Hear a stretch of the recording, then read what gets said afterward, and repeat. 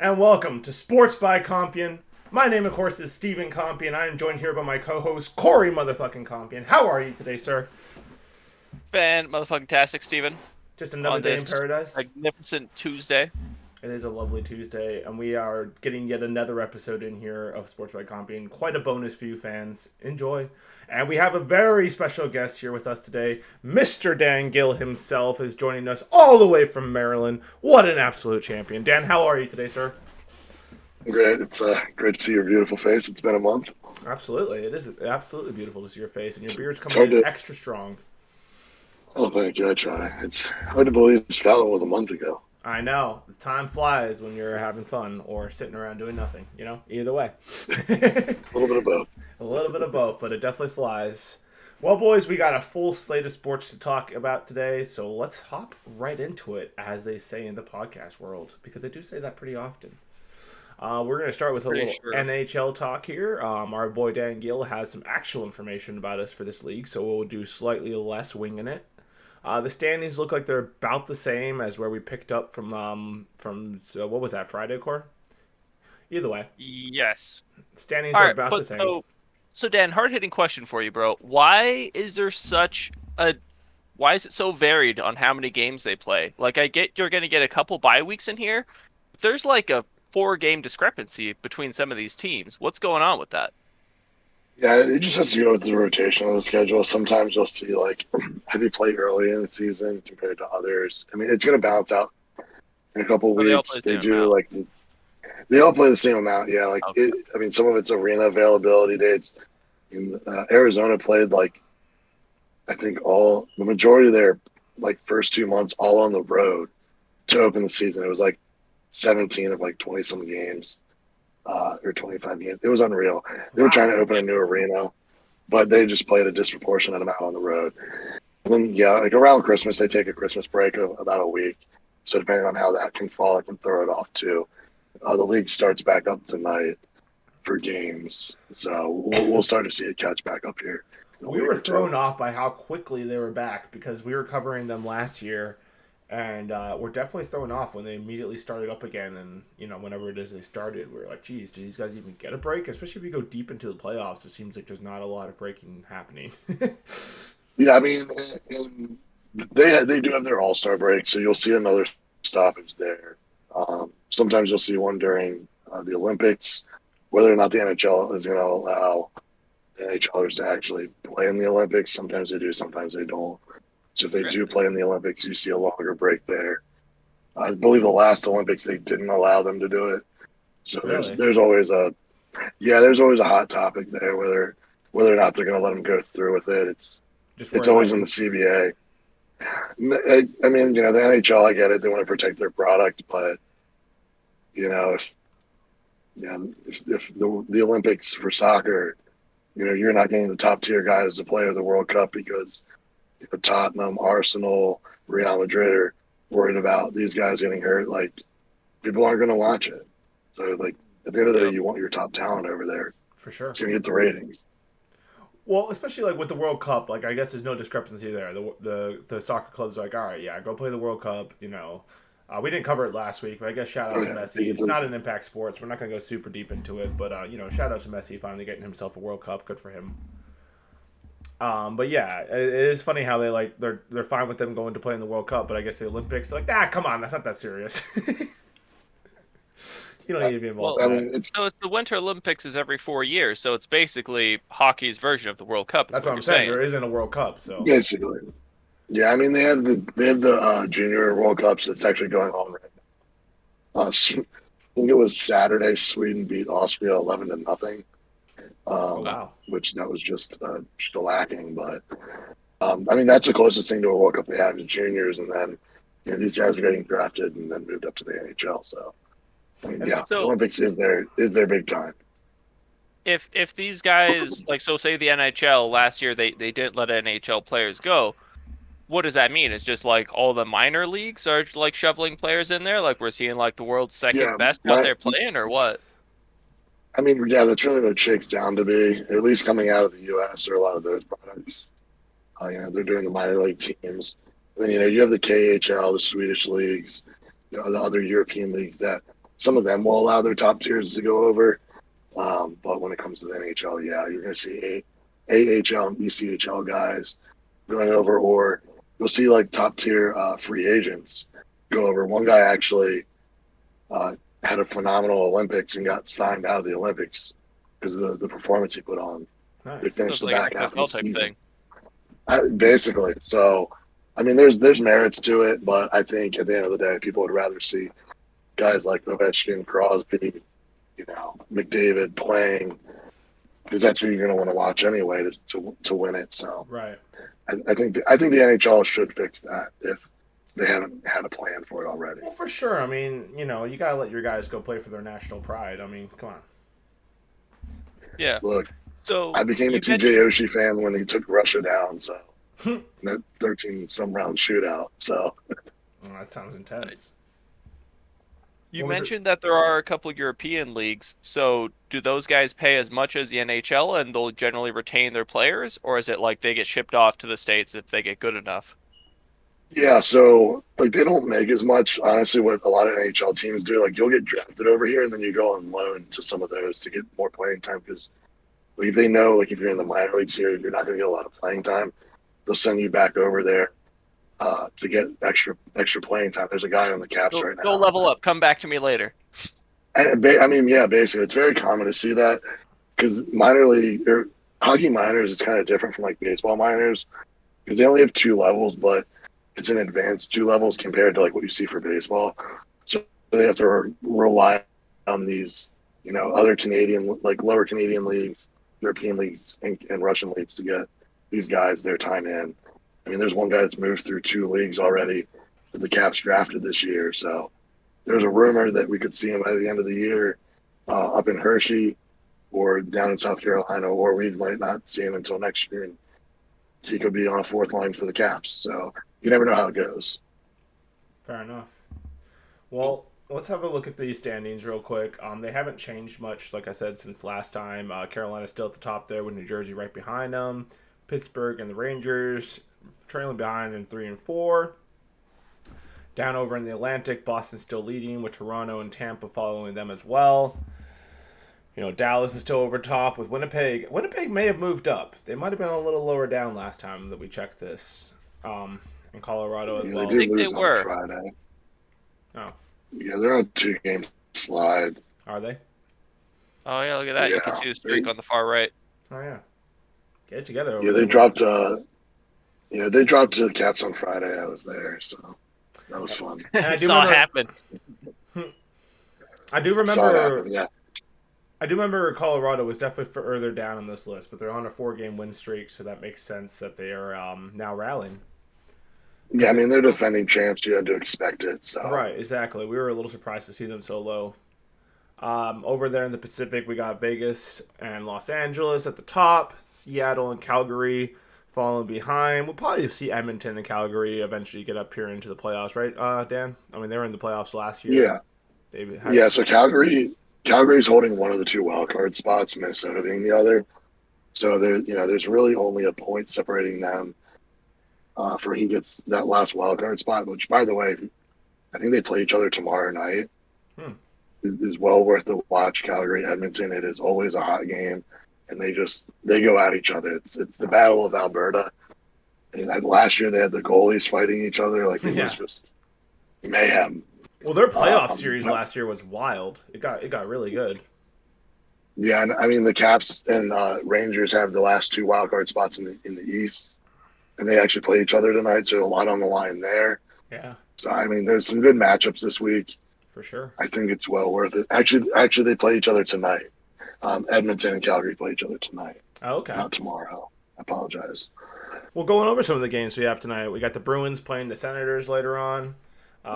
Senators still kind of struggling since last year. They're kind of in a rebuild over there, though, right? Didn't they pick very close to the top?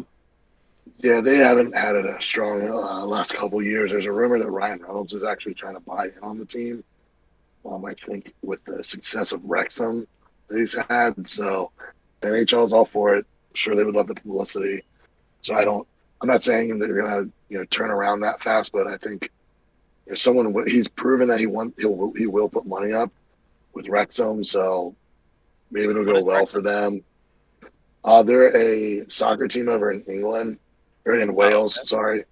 And they're so the structure is there's like the top tier one is like Premier League. There's 4 levels, and then you're below you're a National League. So he's trying to bring them up into the top 4 ranking, and then they get more funding. But then he could theoretically bring them all the way to top flight to play Chelsea, Arsenal. Like so, that's their goal. But right now he has to get out of national, and that's a whole other episode I think that we could go into there. Yeah. right. It's funny Ryan Reynolds just buying stuff though. Like he bought a gin. I think he sold his gin. He bought a phone company. I think he still has the phone Yeah, company. But he just was like it like made a Mint shitload of money, Mobile? and now he's like, I guess I'm just gonna buy shit and like use my face, and since everyone loves me, everyone's gonna buy whatever my product is. Like Well, I have Yeah, I think he has zero like a fucks about tequila too. any. Maybe that's what I was thinking. Maybe it's a tequila, not a gin. Well, no, it's Mint Mobile and tequila. Like he Okay. literally like you name it, he's probably got it. So Because here's the one way thing, or another, everyone no. loves him. So I give zero Oh fucks yeah, about like soccer in Europe, but like if I gotta pick a team, I'm probably gonna pick the team owned by Ryan Reynolds, because why not, you yeah. know? They just did a Hulu series on it. I mean, they're gonna do a second season. Well worth the watch. It was on FX, so a little shameless plug there to check that out. But no, I mean Boston. Senators are gonna have their handful. Boston went on a phenomenal home streak this year to open the season. Albeit they're on the road tonight, but they're going to be a juggernaut when it comes out of the Atlantic. The Blackhawks just haven't been relevant in the last handful of years. They yeah, the started Hawks trading are a shop mess out. right now. I'm surprised that Patrick Kane made it through the offseason still in Chicago. I really thought he was going to get traded, but we'll see what the deadline brings in a few short months here. So maybe he could be gone by then. It'll be tough to see him go. You like to see the rare occasion that a guy could play a full career in one city, but that's just not the reality in this sports industry anymore. No, it really isn't. Um, We could yeah, pull up Ben Roethlisberger. yeah. Hey, look, he said if San Francisco called, he'd be gone. Is that what Ben said? Oh yeah, yeah. When Purdy got injured, he said if they called, I'm going. Oh, And think Purdy got about it, their injured last defense is week? no. It was a couple. I think it was in the Tampa game. He got beat up a little bit. Oh, okay. But no, I mean, like he's like they have a phenomenal defense, and let's be real, all he has to do is hand it off to McCaffrey and Yep. Yeah. throw a dink And here and there, and McCaffrey will he's throw the done. TD, man. Oh, yeah. Exactly. We'll touch I, base on that in just a hot minute. We got the NFL coming but up yeah, here. we've got a good old Metro matchup here with the Caps and Rangers, so that's going to be a bruiser there. Yeah, these You know, tight game. We got the Penguins, Islanders. Should be another good one. Stars taking on the yeah, I mean Predators. Two playoff the teams from Metro's last year. pretty close this year. Yeah, so good slate today, and then I got two wild card, or got the wild card with the with the Wilds there. Maple Leafs are trying to hold on. I never put too much stock into them, but when you haven't You won a old cup Maple since the Leafs, league man. expanded, How how many like wins do they usually have to get into the playoffs? Is it like the NFL where well, if you kind of break it's even, you'll make it in? points. It's points based. So Oh, okay. regulation win, you get a certain amount of points, and then OT wins different, and then OT loss is different. So it's not like a flat wins. So they've like with the Wild, they've won 19, lost 12, and then have 2 OT wins. So that's how that shakes out to be. Okay, I was wondering what that third Um, number was. I thought it was ties. I was like, shit, there's a lot of ties going on in the NHL, but that makes sense. It's OT wins. yeah, no, there's some leagues that'll break it out 4 ways, so you can do because the NHL uses a 3-2-1 policy, so 3 regulation, 2 OT win, and 1 OT loss. But then there's ones that will a higher value on on the breakdown. So there's been a rumor that the NHL should look into that, but I don't see it happening. I think 3-2-1 is probably fine for now. The Blues, they were a good team a couple of years ago. They're trying to keep the run, but we'll see. Yeah, they were in the The playoffs last year Coyotes, too, right? I mean, they won the couple of years ago. That's right. I think the Coyotes is the biggest farce in the NHL right now. I can't believe the NHL saved that franchise. They put them in like a 5,000 seat arena. They got kicked last year. They got kicked out of their own arena for not paying their bills, Right. and then they're allowed to Oh, play like the next 2 years in the Arizona Sun Devils arena that's like 5,000 seats.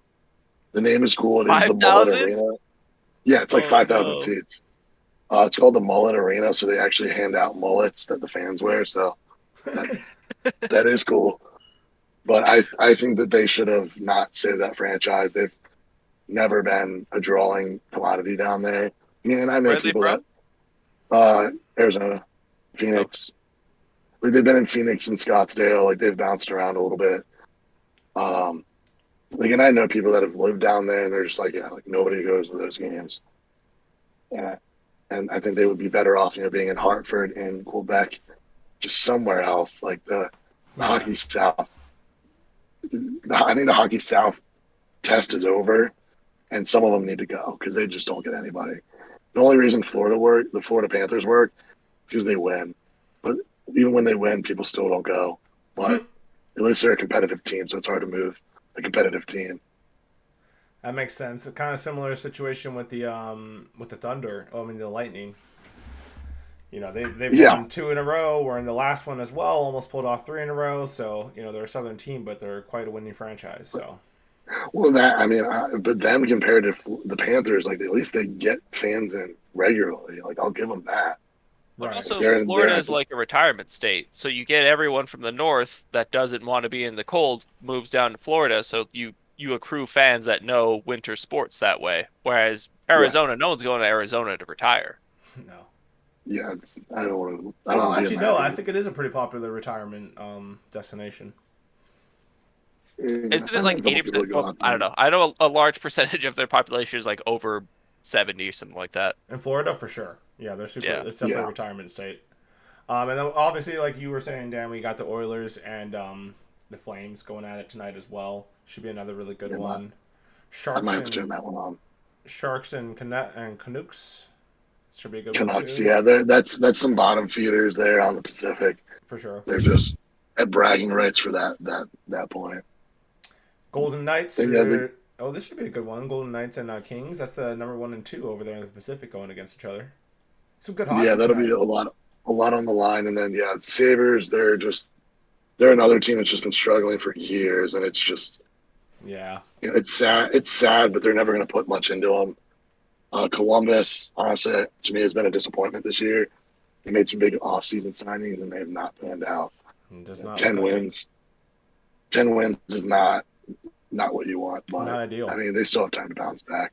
Well, actually, that got postponed. Well, I'm sure Too we could much keep of on why. going here Wait, on how much NHL. time do they have to bounce back? How many games are left in this? I think they still got a couple They months. play 82. Holy shit! 82 in one season? God Oh, yeah. damn, son! They're playing every day of the week. What's going on here? They're like they play until the second week of April, Wow. and then Okay. they go to playoffs. And when does the season start? October. Ah, October. It starts like second to last or last week of October. and then it ends sometime in June. We looked it up the other time, so not a Yeah, lot of June. turnaround. Yeah, A handful of months. Like a 3 or 4 week break. I mean, that's a great spectator sport, man. It's on year round, pretty much. Like it really goes away is. just long enough to make you miss it, and then it's back again. Yeah. Yeah, because I mean the preseason starts in September. They run a handful of preseason games, and then they roll right into it. Wow. But they've been talking Hey, about that's maybe scary. bumping the. There's a rumor that they might bump preseason games down because they added another team, so people don't know if they were going to add extra regular season games to it. So it's the same NFL problem where you want more preseason games, you got to shrink the preseason. So Gotcha. we'll see. Well, I'm sure we could continue talking about the NHL for a while. Dan, we finally have somebody who actually knows some stuff about it. But instead, we're going to move on. Hey, look, We're going to talk a little bit about. all I'm going to say real fast is I'm just glad I saw Ovi pass Gordie Howe for second all time Friday night. So I'm having a good week. Yeah. I mean. Wait, so Passman over all-time scoring? For goals, yeah. He has 802 now. Wow. What's the guy's name? Passed Olvacek? Ovechkin. He passed Ovechkin. Okay, I even know that name. So No, Ovechkin passed Gordie Howe. Oh, okay. Yeah. I was gonna Yeah. say Okay, because Ovechkin's Damn, still so playing. Wayne Gretzky's old news then. Like he's not even. Is he in the top Oh 3 no, or? He's been Wayne retired for a Gretzky's while. number one. But Wayne Gretzky's number one at 894. He's So probably going to hang on to that that's for the a next one. while, right? I was hearing the Pat McAfee show going on about how many goals he has and such, and like he's leading that by like a lot. I mean, Ovechkin's 92 away, and he typically scores 40 plus a season. So Oh, uh, fair enough. I, I think he has. I think Gretzky has it for another 2 years. Okay, fair enough. Ovechkin's going to catch him. How old is Ovechkin? 37. Okay, so he's getting up there too, though. Yeah, his contract goes to 40. Okay. All right. Well, I'm gonna figure out who this guy is. I'm gonna name a goat after him in my Stardew Valley playthrough. I think we ended up stopping somewhere around Houston. I think was the last team that was playing. So Houston ended up beating the Louisiana the Cajuns. We had Wake Forest taking on Missouri, beat them. New Mexico State took off Bowling Green. Middle Tennessee over San Diego State. That looked like a close one for the Hawaiian Bowl. The Yeah, I was 25. actually watching that one this morning on rerun. It was a great finish. Yeah, They almost pulled it out. Yeah, Bowling Green almost pulled it out, Bowling Green did. especially for losing their. Yeah, they lost their quarterback in the beginning of the game too. No shit. So that was even better time. And then Yeah, so we got a couple today. yeah, there's one going on right now. Memphis looks like they're taking it to Utah State. We'll probably go ahead and win the First Responder Bowl. That's a great bowl to win. And then the Chameleon Bowl. Anyway, Buffalo won that one. Another very close one against Georgia Southern. Georgia Southern doesn't seem like they get to a lot of bowl games, so No, they've gotten a little better over the last couple of years. I mean, they hold divisions like low tier FBS teams, but they've pulled a handful of upsets this year, so they're growing. I think they're a conference to keep an eye on. good to know. And then, yeah, we have a couple more today still. We got Coastal against East Carolina will still take place today. There's a good one. Guaranteed Rate Bowl. We got some Wisconsin against Oklahoma State. Here's some teams we finally recognize. And then, yeah, it's going to continue on further into this and start getting good. Towards, like, after New Year's, towards New Year's, it starts to get a little bit better. Obviously, Thursday. We're going to start And we to had see a big some... day Saturday with the two semis. Yeah, right. We got where are those two semi games? We got Ohio against Georgia and Michigan TCU. Who are you taking for these games? TCU Michigan. Who are you taking for that one, Dan? Michigan. I mean, I hate saying Georgia, Michigan in the finals. It's stereotypical 1-2, but There's probably for a reason, well, right? I love the run that TCU's on. I'm glad that they finally got some respect when it comes to it because they got gypped out a couple of years ago, I think. But Yeah. I don't think Ohio State has it to get around Georgia unless something like catastrophic happens on Georgia. Like I don't see that happening. Yeah, kind of a tough year for Ohio State. They dropped their game against Michigan. I think it's 2 years in a row they dropped their game against Michigan, right?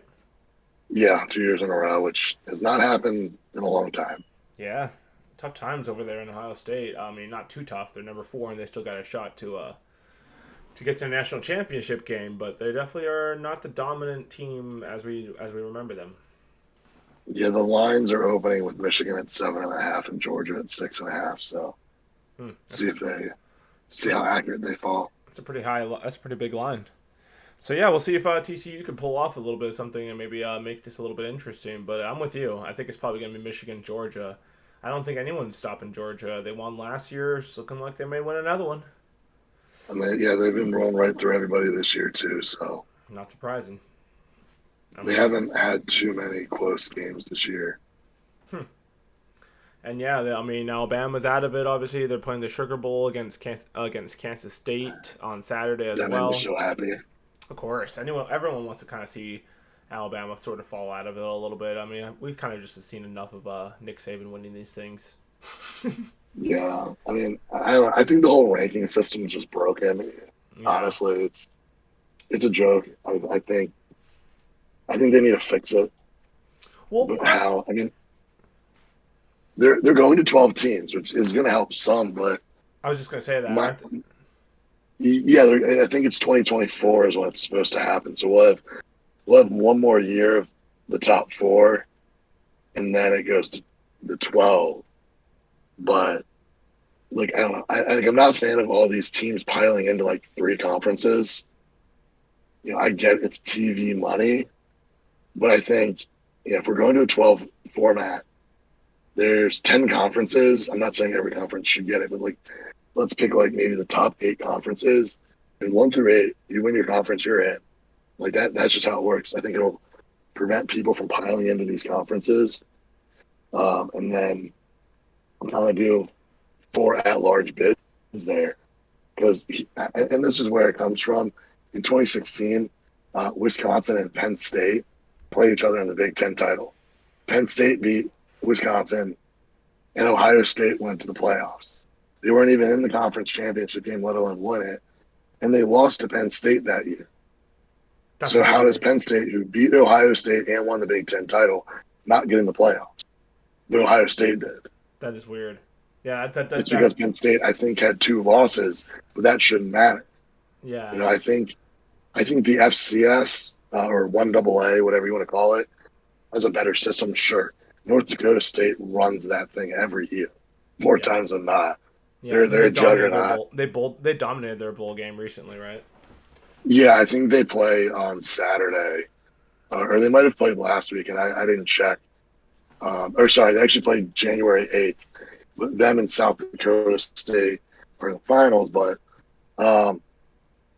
with them, you win your conference, you're in, and their setup is more similar to like the March Madness style. So it puts the importance to win your conference, and then you have X amount of at-large bids. I think that would work better. I think these bowl games need to get over their prestige of what they are. We can still keep the names, we can still keep the games, but you're just going to be around in the tournament at that point. We can keep the higher profile ones for the Final Four, the finals, maybe the Elite Eight, something like that. So we're not going to have the Rose Bowl in round one. That might be a Final Four, but like the Pinstripe Bowl could be a round one, or the Cheez-It Bowl. Yeah, the Cheez-It Bowl. Cheez-Its. Yeah, for sure. No, I hear what you're saying. But I think it would help it a little bit. And plus, you get more teams in. I mean, imagine if Coastal Carolina wins the Sun Belt. I think they're in the Sun Belt, and they host Alabama at Coastal Carolina. Like that'd be wild, but it'd be awesome. That would be pretty cool. You would love to see a team like Coastal Carolina have a shot against Alabama. I mean, it might get ugly, but it might not. Who knows? So similar to what we saw with Cincinnati in the playoffs last year. Like I don't think they kind of lost, but it wasn't ugly, was it? No, I don't think it was too bad. I think it was somewhat competitive. But yeah, so some good college football going on. What were you saying, Cor? There's just way too many teams for it to only be like a 4-team playoff. Yeah, for sure. They have 131 teams in the FBS. It's crazy. Yeah, you got to get more than 4 in there, man. And then I think I personally was a little disappointed to see Tennessee kind of fall out of the top 4. They were having a pretty good year. Would have liked to have seen them go a little deeper. Yeah, well, I think with their quarterback going down, that really hurt them. I didn't realize that could go down. Yeah, he got injured in the South Carolina game that they lost. He was out for the season. So I think even if they lost that game, still if he was back, I think you put them at least a 5. It might have been tough to jump over TCU, but I was surprised that they gave Bama 5 over Tennessee, especially because Tennessee beat Bama this year. But yeah, it's that thing where they just can't disrespect Bama. They don't want to, No, they can't. Even Clemson sort of trying to figure it out. They were bad last year, but it looks like they sort of rallied this year a little bit. So we'll see what happens. Yeah, they're trying to get it back together, but they're not the teams of Trevor Lawrence past. It appears so. It definitely appears so. But yeah, so that's pretty much what's going on with bowl season. Definitely some good college football going on still. Dan wanted us to talk a little bit about the European League. There's a European League of Football going on. Which I didn't know there was this one. I know we were texting about it the other night, but I was thinking like the old NFL Europe that was in the mid '90s to early 2000s. We had produced one Hall of Famer and one future Hall of Famer. I don't know if you guys happen to know who they are. Not a Um, clue. Kirk Cousins? I mean, no, not Kirk Cousins. Kurt Warner. Did Kurt Yeah, Warner Kurt get over Warner. there? Yeah, he was over there, and Ah, then I do. the other one, Nice. and then the other one that's going to end up in the Hall of Fame is Adam Vinatieri. He was over there too. Okay. Oh, really? Wow. Yeah, but like Jake Delhomme played over there. I think Brad Johnson also played over there. Wow. So I mean, there's a handful of guys Did that Doug have Flutie had get over time there, over or was there. he just over at the in the Canadian League? No, I think he was just in Canadian. Okay. I think Um, Vinatieri fun, has the most points out of any NFL player, right? yeah, yeah, I he's think I heard that across the board. somewhere. Checks And out. by somewhere I mean Fun Pat fact. McAfee show. Well, I mean, hey, Pat spent a lot of time with him, so Yeah. Yeah. Yep. No. He's a big advocate of Mr. Terry. Vinatieri. But I yeah, so they mean, got this league going on, but you think they should bring back the actual European league then, huh? yeah, I mean, like, look, the NFL is trying to expand into Europe. We saw games this year in Germany. Like, we've never had them over there. They've been having more in the London area. And those games are So always crazy sold out. Like everyone gets to those games. right, and I mean, the question kind of comes down to: do you do a summer league or a fall league? Do we run at the same time as the NFL, or do we do it in the summer? Like, yeah, I get that we have the USFL, the XFL coming back next year, so that's good. Do you want to compete with that? I don't know. I don't think it's going to have a lot of competition over here, and I don't think anybody over there is watching USFL or the XFL. No. But my thing is, there were 6 teams over there at the time in that 95 to 7 or 6 Oh, seven run. season, yeah. Yeah. They could easily expand it out. There wasn't teams in Ireland. We could put teams in Scotland. Probably put one in Wales. There was ones in Spain. Could probably do Anywhere France and a there's couple other rugby. places. Anywhere there's rugby, yeah. And the thing is, you use these places as test markets to put a regular season NFL game in there. Yeah. And I think and if you do it during the season, on a I don't know about bye week, but you don't want it to compete with.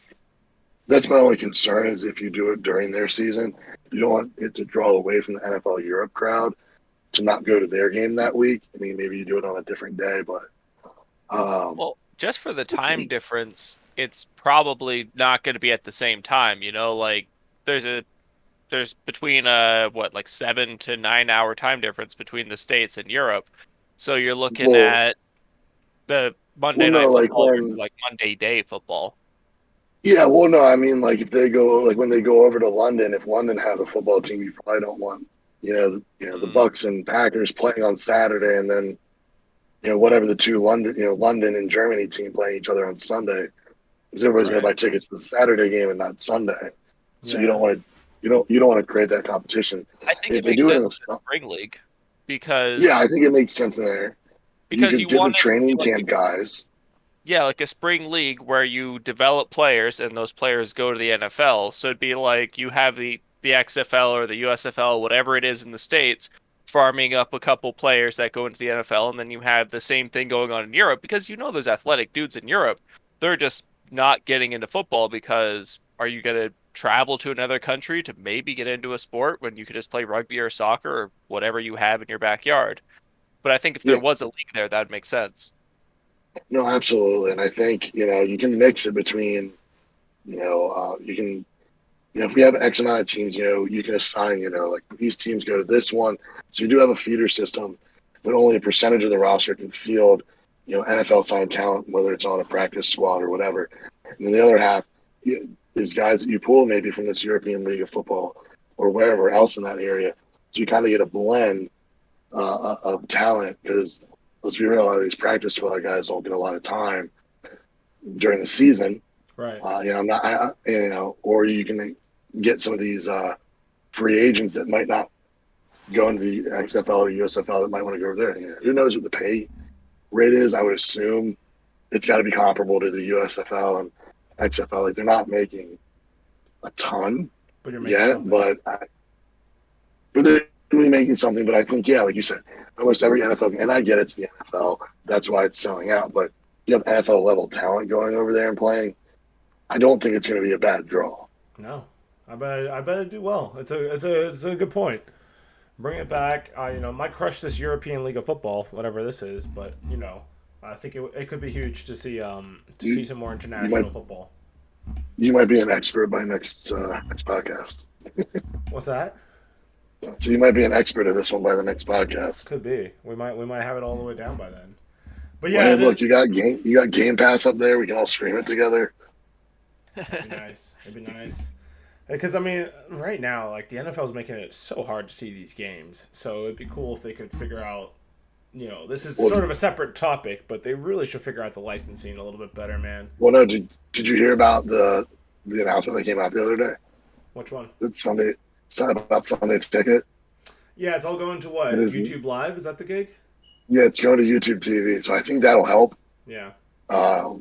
Because that way you don't have to have DirecTV anymore. Now, who knows what the package is going to run? They haven't said anything about that.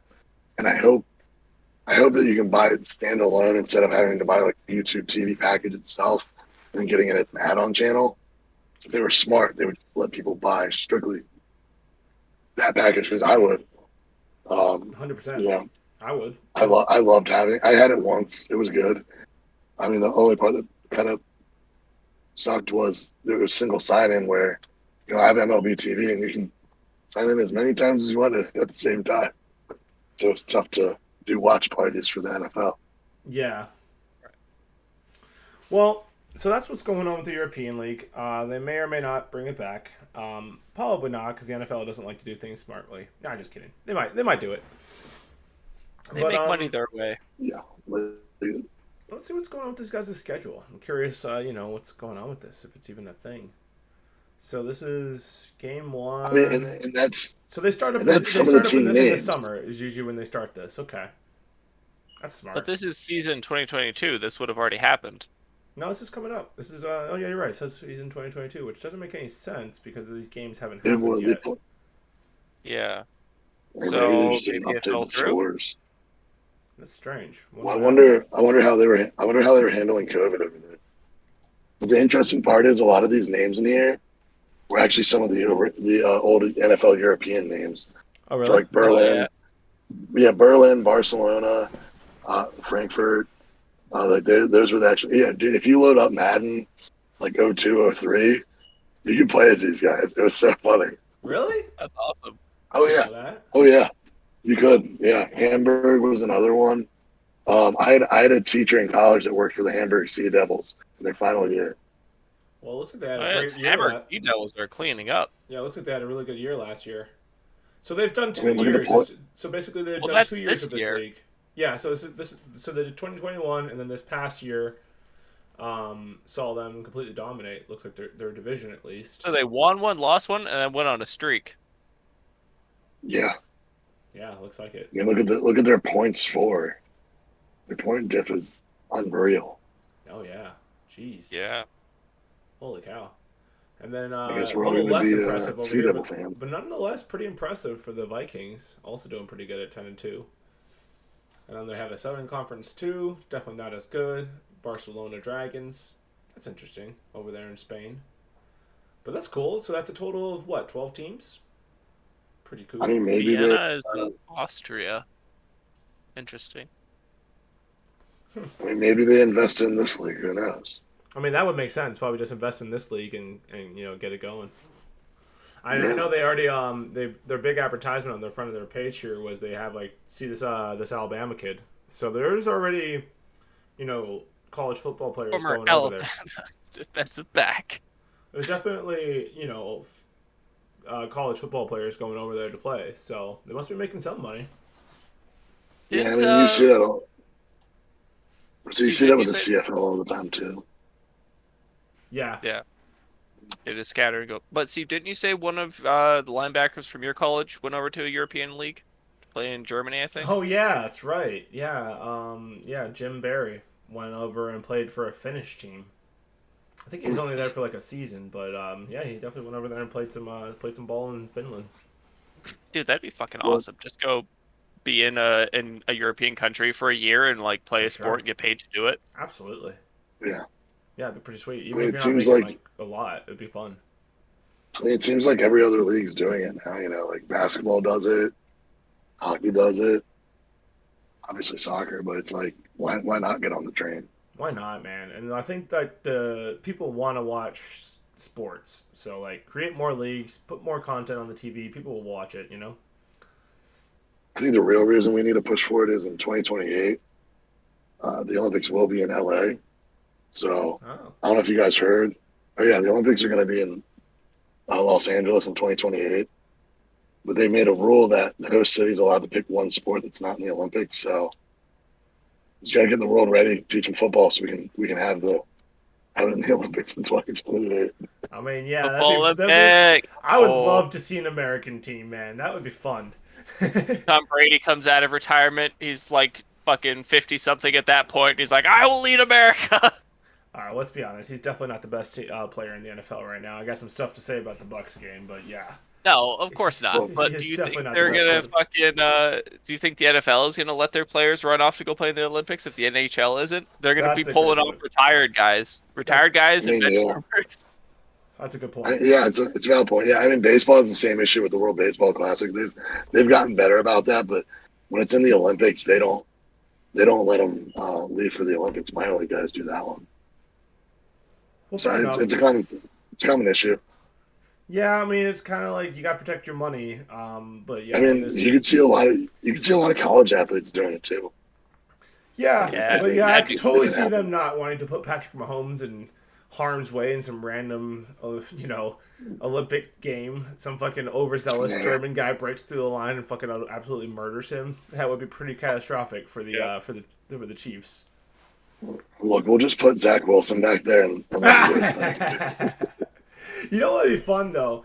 We should actually do like, it's hard to see the full rosters right now. Let's switch over to the NFL because I think we covered this.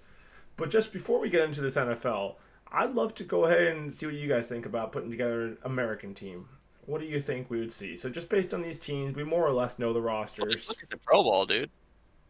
Oh yeah, let's go to the Pro Bowl. Where is the Pro Bowl? You can just Google it. Just make a new tab. Just do Pro Bowl. 20. Yeah, yeah. There we go.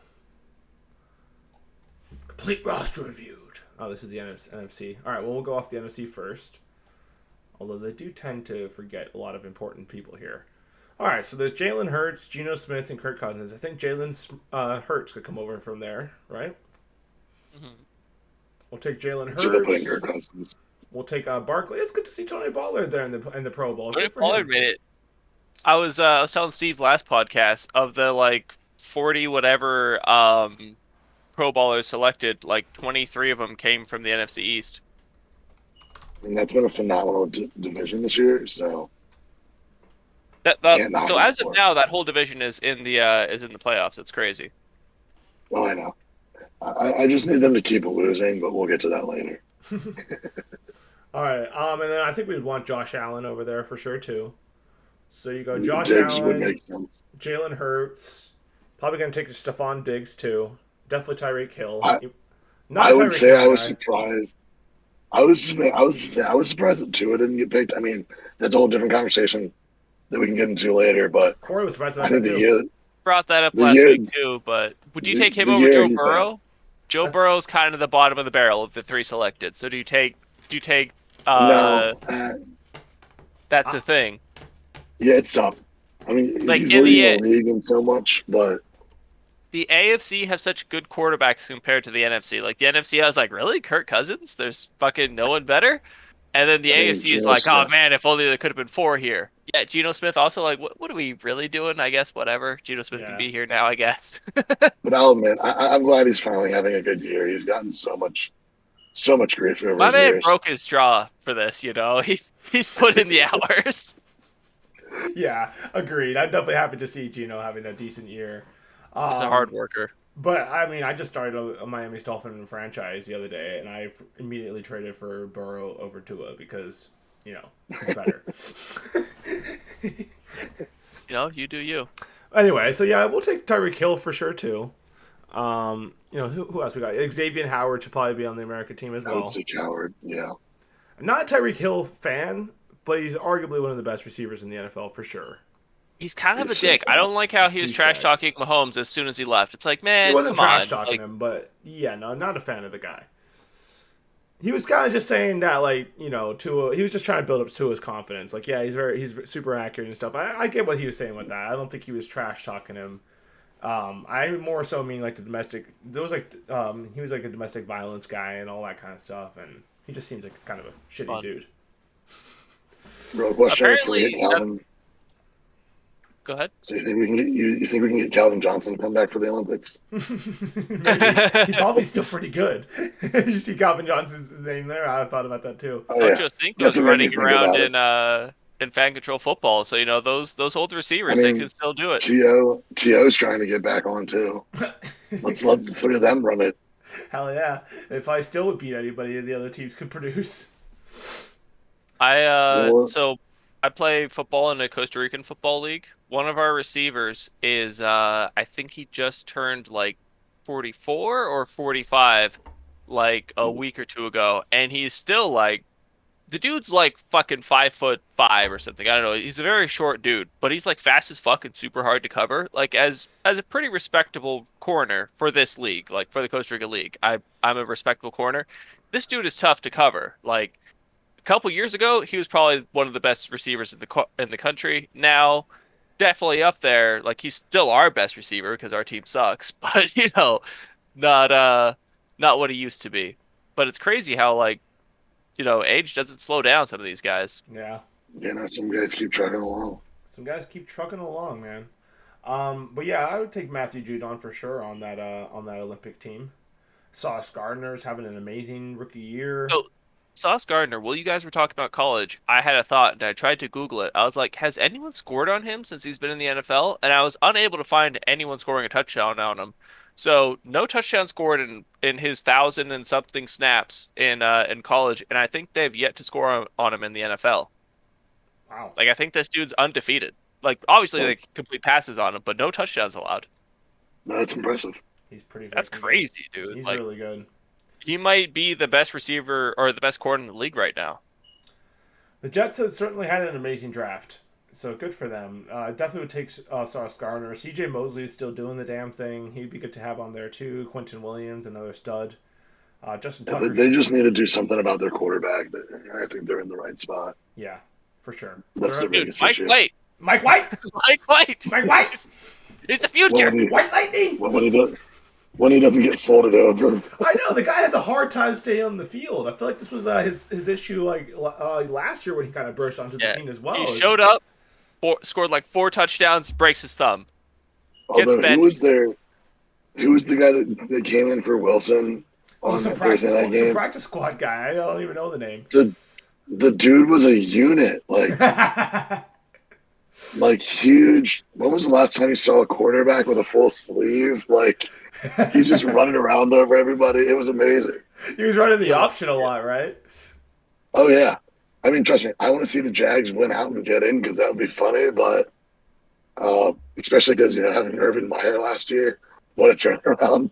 But whew. Yeah, 100%. Well, sorry, go ahead. No, I was surprised actually. Another trying to switch gears here, but I'm surprised that Mark Andrews got in on the Ravens. A little surprised about that too. I didn't think he's been having a good year. He's been very quiet. I mean, yeah, there's being quiet and productive, and then there's just being quiet. Exactly. I remember I remember the last Ravens game I was watching. They were talking about how he hasn't had a touchdown in like 6 weeks or something.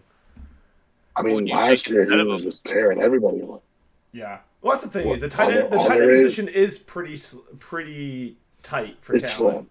It's slim. I was just gonna say like we probably would still let him on the Olympics team just based on who else are you gonna put in there. Well, no. All right. So the tight ends you can only have 2, right? Travis Kelce and George Kittle. That's fair. Well, I would take Kyle Pitts as my third then. That's a good point. Yeah. Kyle Pitts might be better. You're right. That's a good point. All right, I mean, based off of this year. I mean, Kyle Pitts isn't having a great year, but he's still developing, I would say. Is he better than Mark Andrews, though? That's true. Kyle Pitts has been very quiet.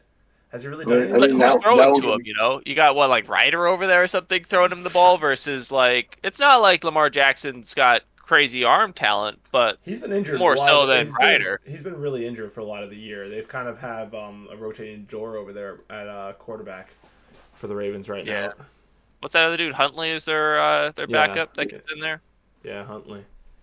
But anyway, so I guess Mark Andrews is on the bubble, but I would definitely take Justin Tucker as a kicker. I was Oh yeah. surprised. It's good to see Roquan Smith at there in the Pro Bowl. I don't know if he fully deserved this, but good for him. I mean, he's been picking it up since he got to Baltimore. I think change of scenery time for him. Getting out of Chicago, I think Yeah, played well for him.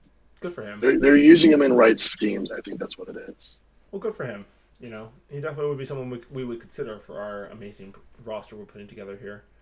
Joe Burrow, I'd like to see him on that team, but it's stiff competition at quarterback. If we're taking Jalen Hurts, he probably gets edged out by Jalen Hurts, wouldn't we say? I think Jalen Hurts takes that third spot behind Allen and Patrick. I think so. What do you think, Dan? Yeah. No, that's kind of where I would land there. Just You based have on Allen, the way you he's have playing Mahomes. right now, I think he's slightly better than Burrow, and I mean slightly. Yeah. And then we got Jamar Chase. You got to get him in there for sure. Trey Henderson, another one I would for sure want on that D line. Well, so how many receivers do we get? I'd say 4 or 5. So we got We haven't even touched the NFC yet. yeah, exactly. So Yeah, we got just Tyreek Hill and Jamar Chase so far. I mean, because that Justin Jefferson's going to be in Justin there. Jefferson has to be in there, and We'll get to some more of those guys. we'll see who the other guys are. Yeah. Nick Chubb, I think, could definitely come. Myles Garrett's having kind of a quiet year, but it would still be good to see him in there for sure. He's apparently still in contention for Defensive Player of the Year. And maybe not having a I quiet don't. year then. I mean, Yeah, I no, would. he's been doing stuff. He's just on a quiet team. Yeah, that's what it is. Yeah, that always kills guys. I think both of those guys out of Pittsburgh would be top Oh, choices. absolutely. You have to take him. You got to take both. Even these though guys. TJ Watt was hurt, that's why he's out of contention for Defensive Player of the Year. But he's I mean, he's still that putting guy's up a beast. phenomenal You numbers. absolutely need him. Yeah, him and It- Fitzpatrick. it's crazy how they were, I think, number 2 or so. This is information Frankie gave me because Frank's a Steelers fan. I think they were number 2 in sacks. He got hurt and they dropped to like 30 something, like as far as pressures per game. Like he Makes was sense. their entire quarterback pressure. For sure. 100%. Yeah. 100%. And Minka Fitzpatrick has been doing well ever since he went over there to the Steelers. That guy's a savage, Yeah, man. he is. Larry Tunsil, the lone Pro Bowler from the Texans. He's a little bit old, but we will certainly consider him. Quentin Nelson, the lone Pro Bowler from the Colts. That whole That's so sad. O-line- They had what, 6, 7 Pro Bowlers last year? They had the most Pro Bowlers out of anyone last year and didn't make the playoffs. It was like a huge story, and now they only have 1. Well, they're a mess. Yeah, and They're a straight mess. I'm a little surprised to even see Yeah. Quentin Nelson there because, I mean, that O-line has been an absolute disaster this year. Well, I mean, Well, has he given up sacks? Is what it comes down to. Yeah, that's fair. look, Jeff Saturday's going to turn things around. we'll see if he can keep that job. A high school old coach with a losing record. Yep, he's all over it. Oh, the Jaguars. Hey, look, I need think any at Pro this rate- Bowlers. Oh, At this rate, they should just make Peyton the new coach of the Broncos. That's Okay. fair. Fair I'll enough, take fair that. enough. Yeah, okay. At running I back, think you put Derrick Henry in there. so I think what we You said, go? yeah, we said Shaquan Barkley, and then I think you go Henry and Chubb for the other 2 running backs. Yeah, because I mean, I would take Henry over Pollard, and Yeah. Pollard I think is better than the Eagles dude. Yeah, the Miles Sanders agreed. We'll see if we see some other running backs that could potentially should be in there more. Just Jeffrey Simmons having a good year as well. Pat Sutton, the cornerback. Okay, I could see that. Surtain, yeah, that's right. I'm sorry. Yeah, good cornerback over there for sure. We might definitely should be someone to consider. The Chiefs Damn, finally get some proper respect. Orlando Brown is a young lad, so good to see him getting a Pro Bowl nod. Travis Kelce, obviously, Patrick Mahomes. These are all guys we will absolutely take. Even Chris Jones, another solid contribution there. And the Chiefs, man, they're just loaded with talent, those guys. Oh, Devontae Adams. That's the other receiver. So that probably would Yeah, have ran out our top. That's 4 right there, right? 4. Yeah, All right, we'll see if you we can have. play a fifth if you want. Yeah, we'll probably get It's one more in crazy there. how there's just a lot more talent on the AFC than there is on the NFC. It's pretty crazy right now, that's for sure. Oh yeah, Josh Jacobs. I think our top 3 we have so far are better than Josh Jacobs. Josh Jacobs, no, I would. Josh Jacobs I'd has, probably put I him think over he's Chubb. leading yards. You put Like him he over has more Chubb? rushing yards than anyone. Okay. Yeah, I'll I'll take put him over Chubb. Chubb. I don't know, man. I Yeah. think Chubb is really good. I think he's just kind of in a quiet team and not getting a lot Well, of so blocking, but I think he's one of the best running backs, if not the best right now. Well, I mean, our friend Omeza Sullivan thinks he's the best running back in the NFL right now, Dan. I love Orlando. well, so here's the thing: is are we saying like who's the best, or are we trying to build a team? Because if we're trying to build a team, we should take Pollard because Pollard is a good receiving running back out of the backfield, whereas Derek not great hands, Chubb not great hands, Josh Jacobs not great hands. So I would say we have 3 power backs. They're great at running down the middle and breaking tackles. But do you want a fast guy to do some swing You have passes? you have nobody for a check down right now. That's true. Yeah, That's true. Although they do like they throw the ball to Henry like pretty often, actually. But it's nothing It's not major. I effective think. or anything. You're I not would wrong. say Henry is the bash down the middle guy. Jacobs he's the leading like yards this season so far. So you can't tell him he's not the best because he's not on a great team and he has the most yards right now. And I'll take Pollard as the third. I mean, what about Aaron Jones? Nah, I wouldn't put Aaron Jones in there, You would put him in there. especially not the year he's having right now. Hasn't he been pretty quiet? No, he's been pretty productive. Has he? What do Yeah. you know?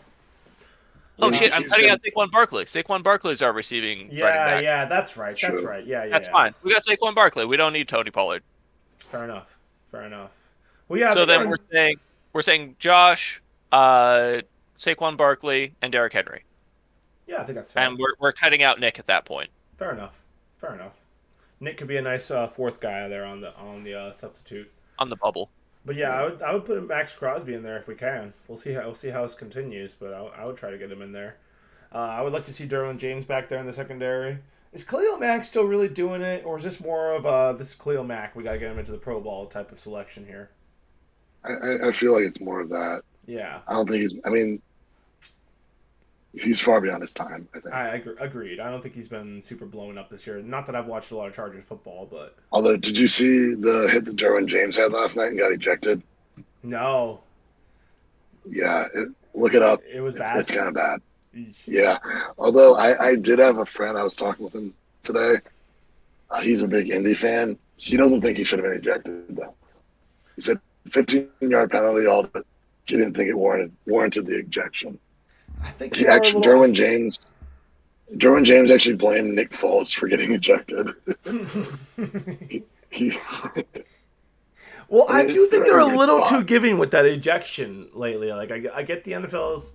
I don't really get this. I don't but think they're as bad as they're- Pollard. They're really trying to send a message about safe football over the last couple of years, so they're being super hard on the defense, and I definitely don't agree with it as a defensive guy. But they let Tua still play. Like, come on. Yeah. Well, yeah, that's true, too. Yeah, he was fucking rocked, so. Yeah, interesting. But that's- Yeah. The defense is such a tough position to play these days because so hard. you barely touch them. Especially You at barely safety. touch them, and you're getting flagged. Exactly. Whether it's a pass interference or unnecessary roughness, like It's rough. it's like you breathe on them and you're getting the penalty. It's hard times right now. Zach Martin could be another guard in there, so you get him next to. No.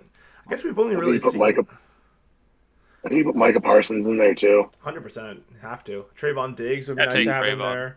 CJ Lamb went off against the Eagles, so I think he's a solid receiver. But is he better than Tyreek Hill? Is he better than Devontae Adams? Who else we got in there? Jefferson. I don't think so. I don't think he's better than No. any of these names we've listed so As a far. Cowboys fan, no. Yeah, unfortunately, I don't think mean, he's better than a lot of the let's, selections we have right now. Turpin got in Unless there. he wants to huh? return kicks. It's because there's kick returns, man. That's why. He is so fast. So Kevontae Turpin, I like after we watched the USFL and he was the MVP, I was like, what's up with this dude? Why is he so much better than all these other guys? I did a little research into him. He out of college didn't get drafted because of some off the field issues, a little bit of girlfriend beating apparently. What? Just a little domestic abuse, the standard for CT unfortunately for some of these for guys. CTE Um, ass motherfuckers. yep, yep. So he didn't really. I think he's still with the girl though, which is weird whenever that happens. But anyways, It happens more didn't. often than you think, man. Very often. Yeah, unfortunately, didn't get drafted because of that. Went tore it up in the USFL. Took off in the preseason, fucking putting up numbers. I've seen us put him in a couple times as a wide receiver. Not very productive, but definitely one of the best returners in the league, obviously, because he made the Pro Bowl. Good for him. So yeah, Maybe he can be another Devin Hester there you go. and just Yeah, strictly special teams guys. And you have those. You need them. Absolutely. So yeah, Barkley, Dexter Lawrence. I've heard he has a pretty good year as well. Might be good to see him there at a tackle. Eagles are one of the booked. highest rated guys. The Eagles are booked over here at Pro Bowl selections. We're definitely taking Jalen Hurts, right? Oh, yeah. Yeah. Is Darius Slay getting onto the team? There's already been some pretty good cornerbacks listed. We got Sauce Gardner and Sultan so far. Oh yeah, and Xavier Howard. But we could probably Yeah, get 5 guys. You're gonna need like Oh, and another receiver we kind of forgot about, AJ Brown, man. he's really He's good, but he's really taking off out there. is he better than He's these good, other but I don't receivers? think he nudges out the other four Although guys. we did say we were going to put in 5 receivers. So if we're picking a 5th receiver, I don't know if anyone's going to beat out Brown so Is far. he the fifth? I think he'd be the 5th, yeah, because we got Devontae, we got what's it called, Hill, and who else did we pick? Trayvon Diggs, or no, Stephon Diggs, Oh yeah, Stephon Diggs, and then Jamar Chase. Jamar Chase, and then yeah, and then Derek, and then Did we already say Justin Jefferson? we did, yeah, that was the first one I We listed. did, yeah. So Okay. then then Brown, AJ Brown's the fifth. yeah, and then Lane Johnson, like he went down with an injury in that Cowboys game, and the commentators like he hasn't given up a sack in like a couple seasons. So I think you got to he's been studying. I think you got to put him at right tackle for sure. I mean, I Yeah, think that you guy's even out take for the Jake. season. Huh? He's out for the season. He's out for the season. Ouch. So he won't be. He's able to play in got the some Olympics kind then? of abdominal injury. It I looked don't know what bad. the fuck that means. It looked bad when he went down, which you hate to see. But like an Yeah. abdominal injury, like did he like break a rib and his rib stabbed his kidney, or like what are we talking here? Like what the fuck happened to this guy that he went down with an abdominal injury? No, Like Yeah, that's no, got I to be think some kind of an Lou is- organ, for it to be for the season. it's serious. Well, I've heard of abdominal injuries, man. It's football. Shit happens. I think you take Jason as your center. I was just gonna say that. I think you got to put Jason as the center, even though he's as old as the hills. The dude's just not acting like it. So. Well, I it's think- like what? It's like him or Creed Humphrey I don't even know who from that is. the Chiefs. I guess it would have to Oh, be. Yeah. Tress Way is your punter. 100%. All right. I could buy into that. He's a good story. He's funny to watch on Mic'd Up. And then Jonathan Allen, I think would be a good selection here from the Commanders. So this is not like who. Obviously, neither of these guys make the receiver team. But would you take Scary Terry or CD Lamb as like your receiver one? This year, Yeah. I would take Lamb, just because I had I had Scary Terry on a fantasy team or two, and he was not who he's been the last couple of years. I mean, they also, scared he's Terry no one last throwing year, to him. yeah. No one's throwing to him. Yeah. That's the problem. He's Yeah. got I mean, they keep changing the quarterback every other quarter, Yeah, right. so it's tough to build over there. for sure. The Bears don't have any Pro Bowl selections. Poor guys. They pretty much have traded away. Shocking. any What I decent- heard, Chase Young, he's coming back for a season debut. I think next game. Oh wow, good for him. Oh look, here's another center we could talk about. Frank. Regnow. Name like Frank. Name like Frank is powerful. Oh yeah, Jair Alexander. There's another corner we should strongly consider for this for sure. Probably got to put him in there. He's tied for the most fourth quarter interceptions this season. Wow. Yeah, no, we definitely got to get Xavier and Howard in there. He's Jair Alexander. I'm sorry, especially since he is super young and really good. By the way, his post-game interview on Sunday was hysterical. Well Was worth it? a watch. Was it funny? Oh yeah. I'll check it And out. then he waddled off. He waddled off the field.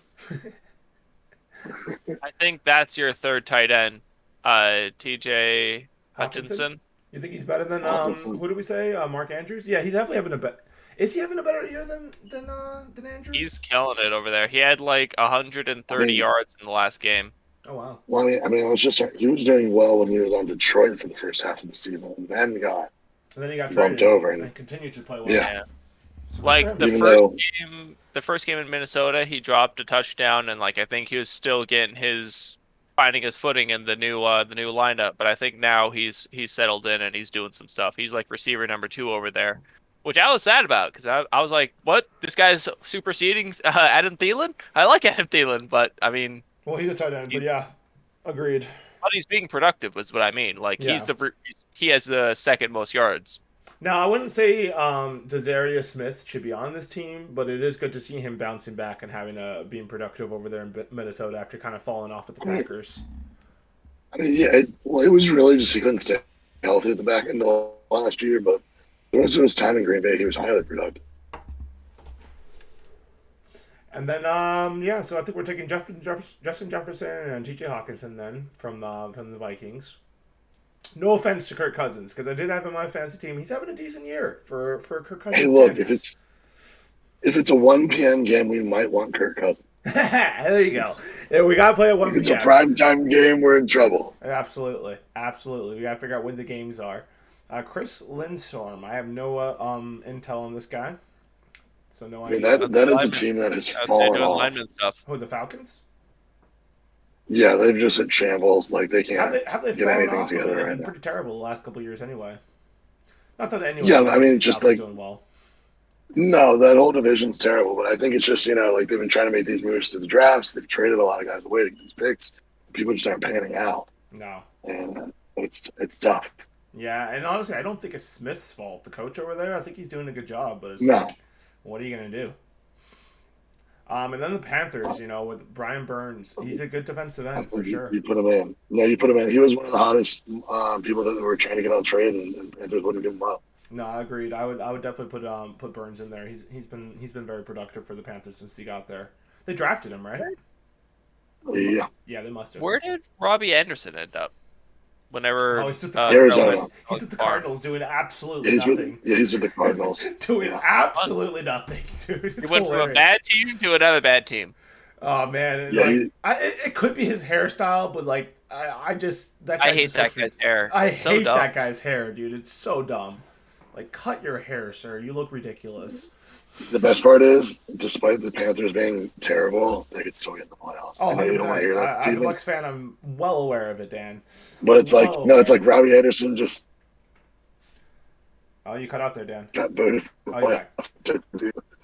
I say you got booted from a playoff contending team. Yeah. Well, I mean, it's crazy. They fired their coach, and you figure like it's all over but the crying. And instead, they come back and destroy the Bucks like a week later, 21-3. That game was painful to watch. Let me tell you, painful, boys. But yeah, it's been a rough Bucks season. So yeah, we'll definitely And then Demario Davis, man, this guy is old as hell, still just playing his heart out. Like he's a good linebacker. I don't know if he's gonna make it on our team, but he's good. Sole Pro Bowler from the Tampa Bay Buccaneers is Tristan Wirth, even though he missed a lot of games this year. I would say he's Is he back? He's back, yeah. He played against the Cardinals the other night. Still nursing that ankle injury. Was limping around a little bit. Got fucking destroyed by TJ Watt a couple times. But then again, JJ Watt. Then again, everybody got destroyed by JJ Watt. I guess now's as good a time as any. Retiring. Let's bring up JJ Watt. He's retiring, yeah. Really sad, dude. Not like really sad, but this is my favorite player, man. And we all knew it was all coming eventually, but I would have liked to have seen the guy pick up a Super Bowl ring before he retired, but never had much of a chance over there with the Texans, and then moved over to the Cardinals, and was injured a lot last year for them. Came back in that playoff game wearing the bionic arm, looking cool as fuck. I mean, he had that problem in Houston too. Yeah, he did have the bionic arm down there too. I think that he went to go ring chase at the Cardinals, means he does want a ring, I don't think we're going to see the last of him. I think he's going to say that to get out of the Cardinals contract. I think he's going to wait until like playoff season next year, and he's going to pull an OBJ and just join, or like pull a Von Miller. Be like, what team is going to the Super Bowl? Which team looks like they're going to win? He's going to sign with them. He's going to make a playoff push, and hopefully he'll get a ring that way. Yeah, I thought he was signed through like 2025 though. Yeah, he signed for a while. Oh, was he? So yeah, so if if he does contract. that, if they do that, like whatever team he goes to is gonna have to give up who knows what to get that contract. For sure. Right, like whenever the Bucks traded for Gronk whenever he came back. Yeah. Yeah. Which there's a rumor that Sean Payton might come back. He's been trying to put together an all-star coaching staff. Like Vic Fangio is going to be on it. But the interesting part I didn't know is he retired with time left on his contract with the Saints. So whatever team he goes to is going to have to give something to the Saints. Huh. And you don't see that too often with coaches getting traded because, the last one, John Gruden. Yeah. Old John Gruden. Was him and Brady were going to go to Miami and turn that into a super team. Yeah, that was right? a rumor for a little while, 100%. Well, I was also reading the other day that they were saying, Brady's not retiring, but he's not going to be in Tampa next year. What's your take, Steven? Word on the street is that he is retiring. But yeah, I wouldn't blame him for not coming back to this ridiculous team right now. You think he goes to San Francisco? I guess, yeah. I mean, that would seem to be a good fit for him. Go back home for a final season, hang out with that amazing defense. Unless Tua's finally done and the Dolphins actually need him this time. Yeah. I don't know. I guess we'll see what happens. It's sad times to be a Buccaneers fan, that's for sure. With our sole Pro Bowler here, Mr. Tristan Wirth, I think he could be a good backup. I don't even know if we would start him in this Olympic game, just based on that nobody from the Buccaneers should be starting in that game. Budda Baker. Definitely would like to have him at safety. Even though the Cardinals have been terrible this year, he's played through a lot of injuries.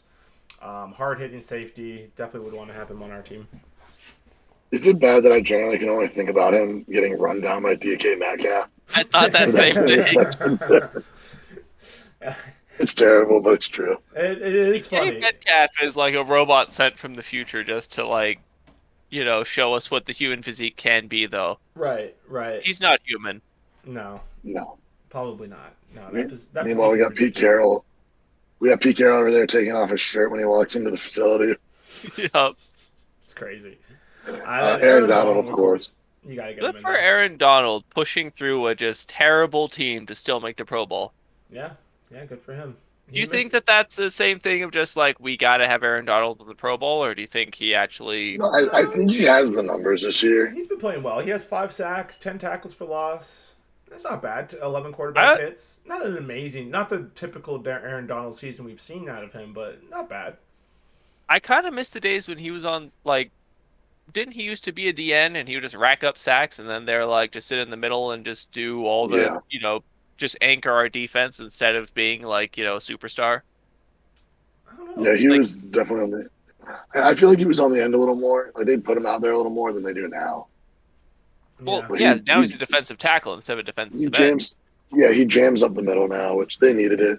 They were not stopping the run when they did that. No, that whole Rams team in general has been a mess. If the Buccaneers are a mess, the Rams have a severe Super Bowl hangover. I mean, Matt Stafford said he's coming back, so I wouldn't call that a Super Bowl hangover. Their team is so injured, it's not even funny. Yeah, it is pretty crazy. They've really been bitten by the injury bug this year. Matt Stafford on his wife's podcast said he's coming back. Okay. So I mean, it doesn't surprise me. He's pretty young still. Well, not super young, but he's in his 30s. Baker's slinging it over there, so That's true. Baker is slinging it over there right now. Good for him. I'm a Baker guy. I want to see him succeed. He just seems funny. Not when he was on the Panthers. Yeah. Well, no, exactly. And 1 year, you love he didn't really get much of a chance with the Panthers. They were just determined to keep him on the field. I didn't really know what the hell was going on over there with that, to be honest. They're like, no, we really got to see what Sam Darnold has. And then, okay, well, what about P.J. Walker? It's like, what are we doing, man? Put in Baker. actually saw PJ Walker play. I went to an XFL game down in DC, like right before COVID took off. Yeah. Well, he came from the XFL, right? Yeah, that's where he came from. Yeah, Him and Taylor Heineke. I mean, yeah. he's good. I just don't think he's a NFL caliber quarterback. And then over here with the sorry, go ahead, He Corey. was putting up like Madden numbers in the XFL Yeah, because he was the running quarterback who could kind of throw. So like he was murdering everybody. And then when he went up against people who were as fast as him and Quality, could cover some mediocre passes, then he now he looks like Carolina. normal person. Yeah, Yep. Trenton Williams is yeah. almost No, I think bald, but he's still probably one of the best offensive tackles, if not the best tackle in the NFL right now, which is crazy for his age. I think you put Bosa and Fred Warner in there too. Yep. Christian McCaffrey didn't make it, huh? And you gotta I put I you probably gotta put Kettle. You gotta put Kyle because there's not I, really a lot of I think McCaffrey probably got snubbed because of being at the Panthers the first half. He just didn't have the numbers. yeah. Kettle is good. You gotta put Kyle in there because there's not a lot of tight ends. Even Greenlaw, as they say in this article, kind of got snubbed from the Pro Bowl. He's having a hell of a year. I know he had a great game against the Buccaneers, that's for sure. No, so here's the thing. I think George Kittle is the best tight end in the league. I take him over Kelsey because Kelsey, he's good. He's obviously great, but he has fucking Patrick Mahomes throwing him the ball. Whereas Kittle, with fucking hobos throwing him the ball, he's consistently the number one or number two tight end. So he's doing more with less. That's a good point. The guy's also a That's great fair. blocking tight end, whereas I don't know if Kelsey really blocks that much. You know what? This is a great time for us to break real quick and go ahead into our first non-sponsor sponsor of the evening. Tonight we are going with Mr. Fogg. This is a nice tobacco pen for your boy who can't be on the weed right now. Very sad. So instead I am switching to tobacco. And let me tell you, Mr. Fogg has up to 5,500 hits in here, as a Indian fellow told me.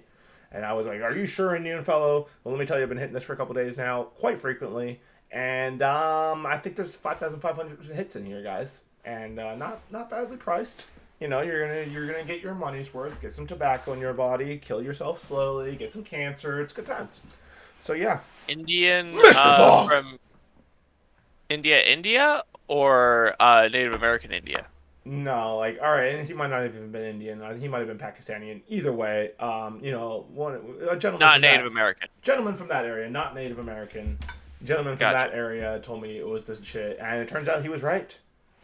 So yes, Wise man. wise Whatever man. nationality he may or may not have been, he was a wise man. Indeed. Yeah, so that's what's going on, and then we got Diggs at free safety. I've heard some good things about him this year. Could be someone we could put in there as well. A third Diggs. What? This We're is finally done with sacrilege. all the Pro Bowl I don't rosters. know. Well, I think we got more or less of our Olympic team here. Let's go ahead and hop into the games that happened this last weekend, so we can go ahead and wrap this up. Obviously, we saw the Jaguars absolutely destroy the Jets. We sort of talked about that already on the previous podcast. We had Baltimore take on Atlanta. Dan, you went to this game. What did you think of it? How bad does Atlanta look? Well, one, it was cold. It was actually the coldest I bet. Ravens home game in history. Jeez. Well, So damn. I had my overalls on, so I was ready to go. It's funny. I got a beer. I had a beer, and it turned, like, the second I opened it, it turned into a slushie. Really? Yeah, so I had to, like, crush it out of the can to drink it. Crazy. There was no drinking beers. It was just eating slushies, which wasn't a problem. But that Oh, does no. sound delicious. It was good. Yeah, it was good old Bud Light It sounds slushie. so delicious, so nutritious. I want it in my life. But no, I mean, the Falcons. They were the Falcons. They had drives that they put together. I mean, the Ravens defense all year has been very up and down. So they went through some big plays.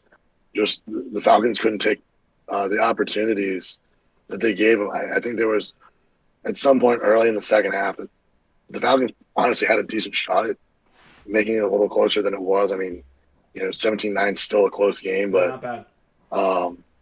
but they could have definitely pulled in a little closer. They just messed it up. I mean, there's some questionable calls in the game that cost the Falcons a couple yards here and there. that sputtered out some drives. But the Ravens, my buddy was joking that once they got inside the 30, it was the throw zone because the Ravens would run the ball all the way down the field, get inside the 30, and then just start throwing the ball. And then they're not completing passes. They're stalling their own drives out. And truthfully, there was like a couple of drives the Ravens should have definitely scored on. Tucker had a missed field goal. I mean, the wind was a little much that day, so that didn't help. I think he had one blocked too. So, the Ravens, I think, while they're a playoff team, they're going to be limping in the playoffs. 100%. And Lamar was supposed to be back last week. That didn't happen. They don't know if he's going to be back this week. I guess it's a good thing their game got flexed to Sunday night against the Steelers. But, if they somehow beat the Steelers and they're in a spot to still win the division, because I think if they win out, they play the Bengals the last week of the season, they win out, they win the division. I think regardless of what status he is, he has to play that Bengals game. Because there's no way you let Joe Burrow and Tyler Huntley go at it. No. I don't see that. I don't see that happening. No, I mean, I bet the Bengals will pull that off. They're sort of figured out their shit. They were kind of a mess at the beginning of the season, but they've seemed to have put it together now. I don't want to say the plus side is, or the plus side for the Bengals is it's at Cincinnati, so yeah, could get a little questionable. We'll see what happens. This next game was kind of a surprise for me, at least. Carolina ran all over Detroit for like 300-something yards, and this killed me in my fantasy team. I mean, I was playing for 7th place, so it didn't really matter, but the Lions defense got me -4 points. Thanks, Lions. Appreciate you guys. And that wasn't it. Fucking the kicker from New England missed 2 extra points and managed to get me -2 points. So that was lovely. Got a little -6 from my kicker and defense, which is always nice. But yeah, the Carolina ran all over Detroit. Goff is still playing good football. I'm surprised about this. Jared Goff is seen to having a little bit of resurgence here, man. The guy had over 300 yards passing again. He's had a pretty damn good season, for it being Jared Goff. Yeah. And then we got over here, Buffalo just absolutely took care of business against Chicago. Complete domination. Not much to say there. New Orleans, the worst franchise in football and the absolute scummiest. They managed to get a win against Cleveland, knocked them out of playoff contention. Deshaun Watson has looked like absolute trash since coming back from all his drama. Does not seem to be over that. But the interesting part was the Browns did jump out to a 10-0, so they went up 10-0 late into the second quarter and then just got 17 unanswered on them. So yeah, it's kind of a mess over there with the Browns right now. We'll see what happens. Hopefully Kevin Stefanski can survive because I don't think it's his fault. I don't know. Hard to say, man. I think they probably brought some bad voodoo on themselves by getting rid of Mayfield and bringing in Deshaun Watson. I'm not one of these guys who's going to... I know everyone and their mom is on this wagon of Deshaun Watson's the worst guy in the world. I'm not sure I'm on that train because I don't know if I would do this whole believe all girls thing, but, whatever. The point is, the guy is playing like absolute trash since coming back from the NFL. Into the NFL. I mean, that's what happens when you're off for almost 2 years. Like exactly. You got to give him time. And dude, the guy's like having so much drama in his personal life. It's probably hard for him to focus a little bit on football right now. Luckily for him, only a handful more games, and he'll be sitting on his couch for another couple months. And then we got Seattle, was absolutely dominated by the Chiefs. The Chiefs are looking kind of unstoppable, guys. Are we looking at another Chiefs Super Bowl again? I don't think so. You don't think so? Think someone will stop them? Bills? I think the Bills or Bengals could stop them. Okay. Well, I guess we'll see. Yeah, the Bengals already beat them this year, didn't they? Yeah, but Joe Burrow has just been beating up on them every time. Yeah. I think he's 4-0 against. He does seem to have their number. He only has one win against the Browns. So yeah, Seattle is slowly but surely playing themselves out of playoff contention. I think they pretty much have to win next week to stay alive. Which I'm okay with that. I mean, I as a Packer fan, every team that I needed to lose lost, so that was awesome. Yeah, that's true. It was a good week for the Packers. Minnesota eked out a win against the Giants. People have been saying that they're playing too close of games for them to possibly be good in the playoffs. I think it's the NFL. A win's a win. Yeah, a win's a win, but I think the Vikings are probably one of the worst 12-3 teams we will probably ever see in the NFL. I mean, And I that'd that's think not be they me being were good, and they're just falling that's off for not some me reason. They got too and that's not me comfortable. being a Packers fan saying that. That's just I mean, some of these games are too many of their games are so close to yeah, be that good. yeah. No, you're I not mean, wrong. They did have I that mean there's biggest no NFL comeback ever, but yeah, like also, how did you fall behind but 33 to 0 against it was against Indianapolis? Indy. That never should have got that bad. Exactly. Why were you 33 to 0 against Indy? Like, get it together. Yeah, no, 100%. So the Giants dropping a game there could potentially end up out of the playoffs if they keep doing that. Cincinnati got a much needed win against New England. Those two Yeah, missed extra points by Nick Foles definitely showed up, and it showed up in my yeah, fantasy and too. God damn you! that I mean, yeah, New England fumbled the ball at the 8-yard line at the very end of the game. Like that was a tough way to lose the game, but Oof. it happens. It seems like Cincinnati's pulling out some sort of nifty wins these last 2 weeks because the Bucks should have beat them. We absolutely should have beat them the previous week before that, and now New England looks like they should have beat them too. What are you gonna do? Hey, they're finding wins where they can, right, Dan? Absolutely. Next week's going to be a good game, though. They play the Bills Oh, on Monday night. that will be a good game, absolutely. And then we got You could Houston. decide who gets the number one seed. Wow, wow, that is a big game. And then Tennessee just absolutely falling apart, man. This is rough to watch because I do like Mike Rabel, so it's kind of a bummer to see this. But yeah, they are falling off But hard. can we talk about the last 3 weeks that the Houston's put on? I mean, Yeah, like they Been ran the dangerous. Cowboys down, they ran the Chiefs down, they knocks off the Texans. Like, are they going to be the surprise team next year? maybe. Maybe they might need to draft a quarterback. I think we may have seen enough out of Mr. Davis Mills. I do like the idea They're of the David Mills, but I don't know if the kid has what it takes. What do you think, Dan? No, I think you're definitely going to need someone a little stronger, but he could be a good compliment. Like, Man, bring him in on a couple key situations.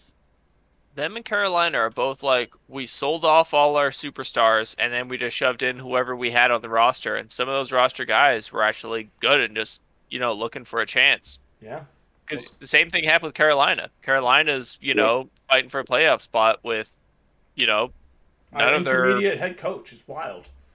yeah. It's wild. Yeah, so good for Houston. They have seemed to have been rallying these last couple weeks. So I guess in a way, it's nice to see them pull off a win here. And of course, Jacksonville now have they sealed the NFC South, or are they just in the top no, position right now? they have to win out Okay, okay, to get in. gotcha. But Which still, they do play Houston. They play Houston next week, so I could be. unfortunately will be rooting against Houston We'll see what because I happens. would love to see Jacksonville get in. I would too. I would definitely love to see Jacksonville get into the playoffs. That'd be cool. So we'll see what happens there, man. Old Tennessee is just noobing it. San Francisco against Washington. This game was semi-close, sort of in the first couple quarters, and then it looks like it got out of hand there for Washington. Obviously, the superior team will eventually rise to the occasion. Dan, before we wrap up the rest of Shootout in these, Dallas. before we finish the rest of these games, do you have a non-sponsor sponsor for us for the evening? Ooh, non-sponsor sponsor. All right. Well, I'm addicted to playing this game on my phone. You like the old school Madden?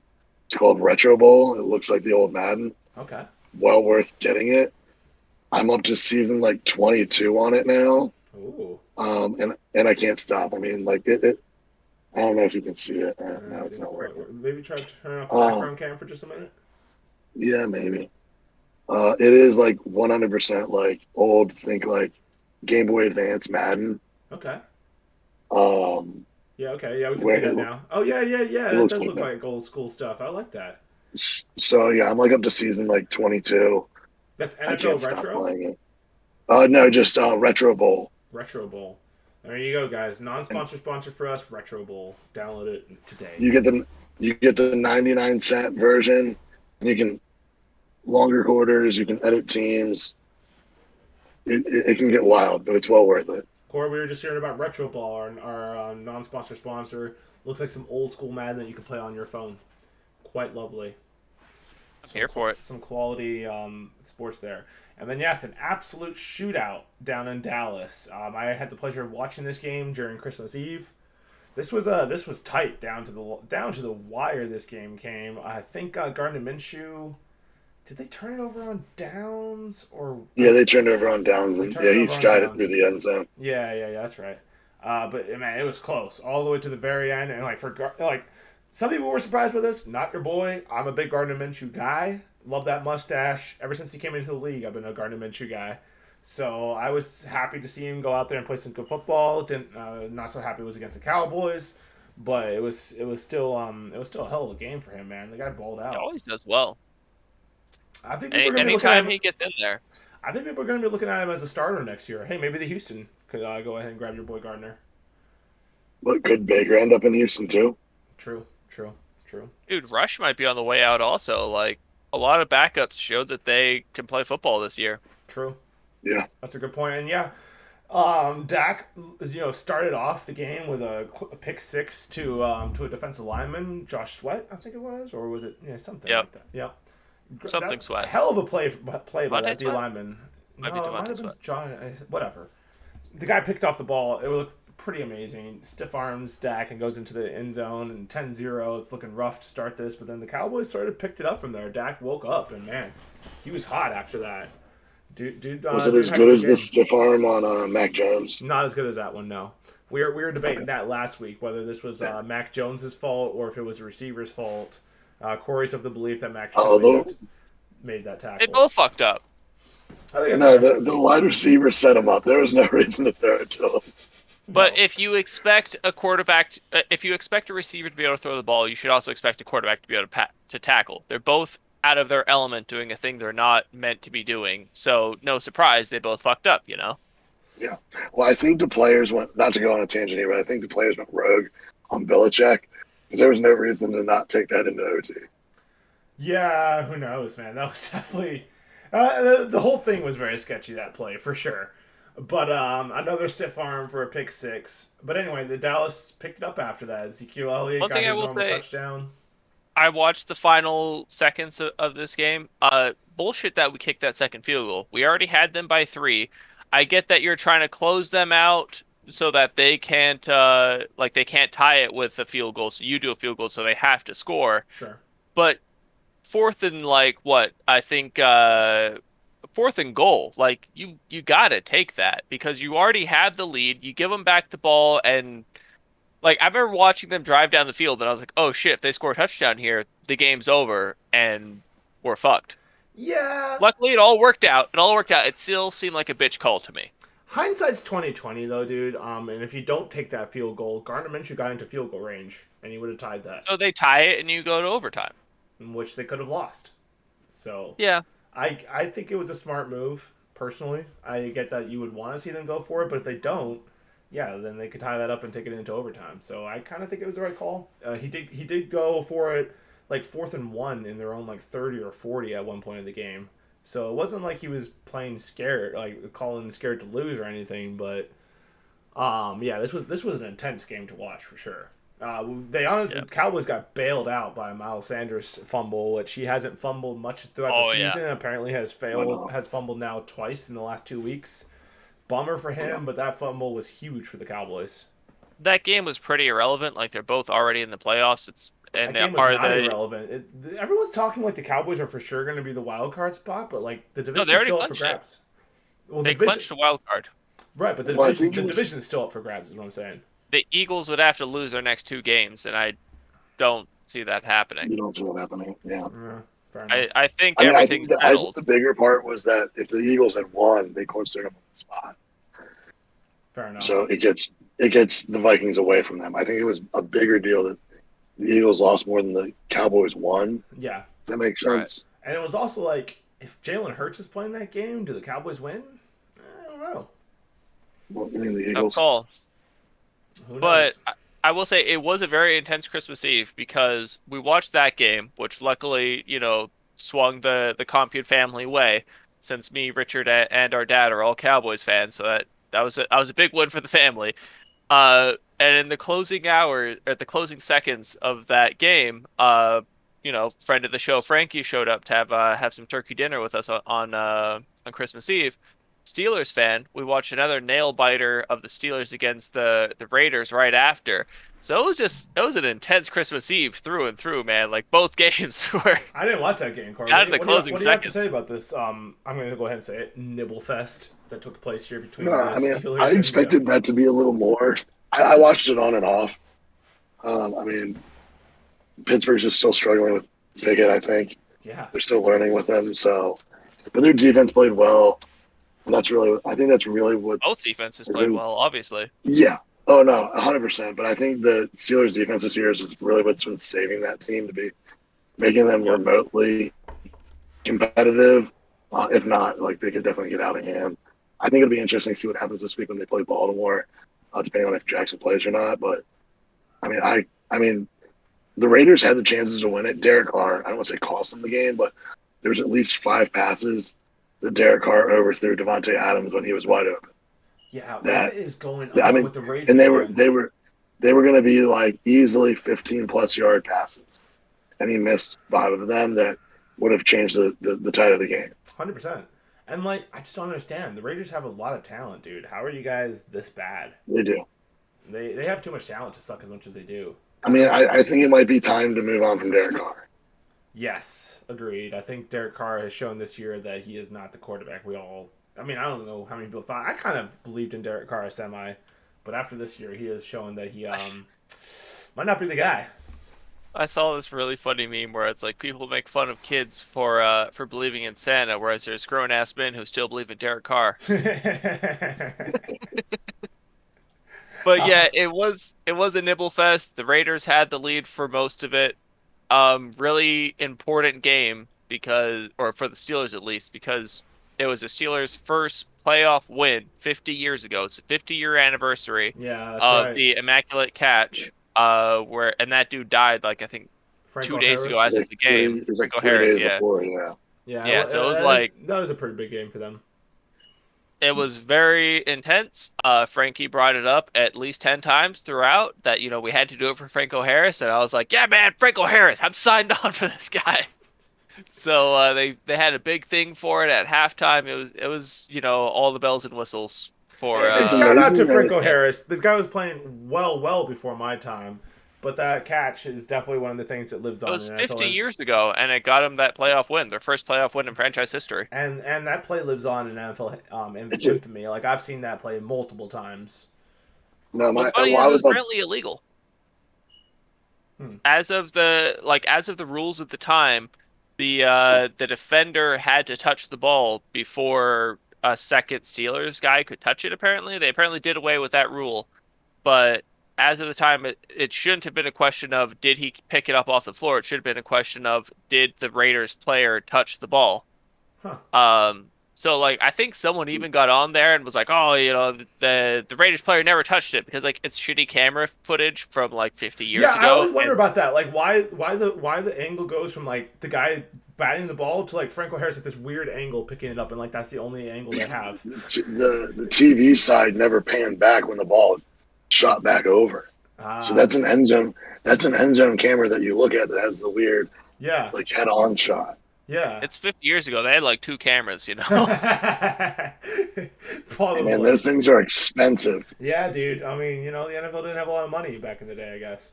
But anyway, Dan, what do you have to say about Aaron Rodgers? And I just got to throw this in there real quick before you go off.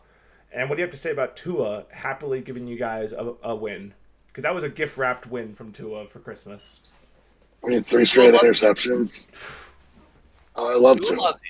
I had to text Corey afterwards and be like, oh, yeah, dude, definitely. 3 interceptions to the fourth quarter. Tua loves me. Absolutely. Well, it's real quick story before we get into it. One of my mom's really good friends is actually a Dolphins fan. Grew up in Pittsburgh, but she's a Dolphins fan. So I cannot wait till next time I see her to hear what she has to say about this, because she will give it to me and it'll be funny. But no, I mean, we've had a good fourth quarter defense the last handful of weeks. I mean, honestly, all season, but particularly the last couple weeks. I think they've only given up like 6 points in the fourth quarter, like the last 4 weeks. I think it said.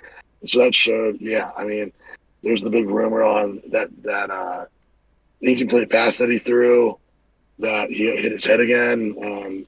Did he get another concussion? Because they said since that play, he threw for like 80 some yards, 3 picks.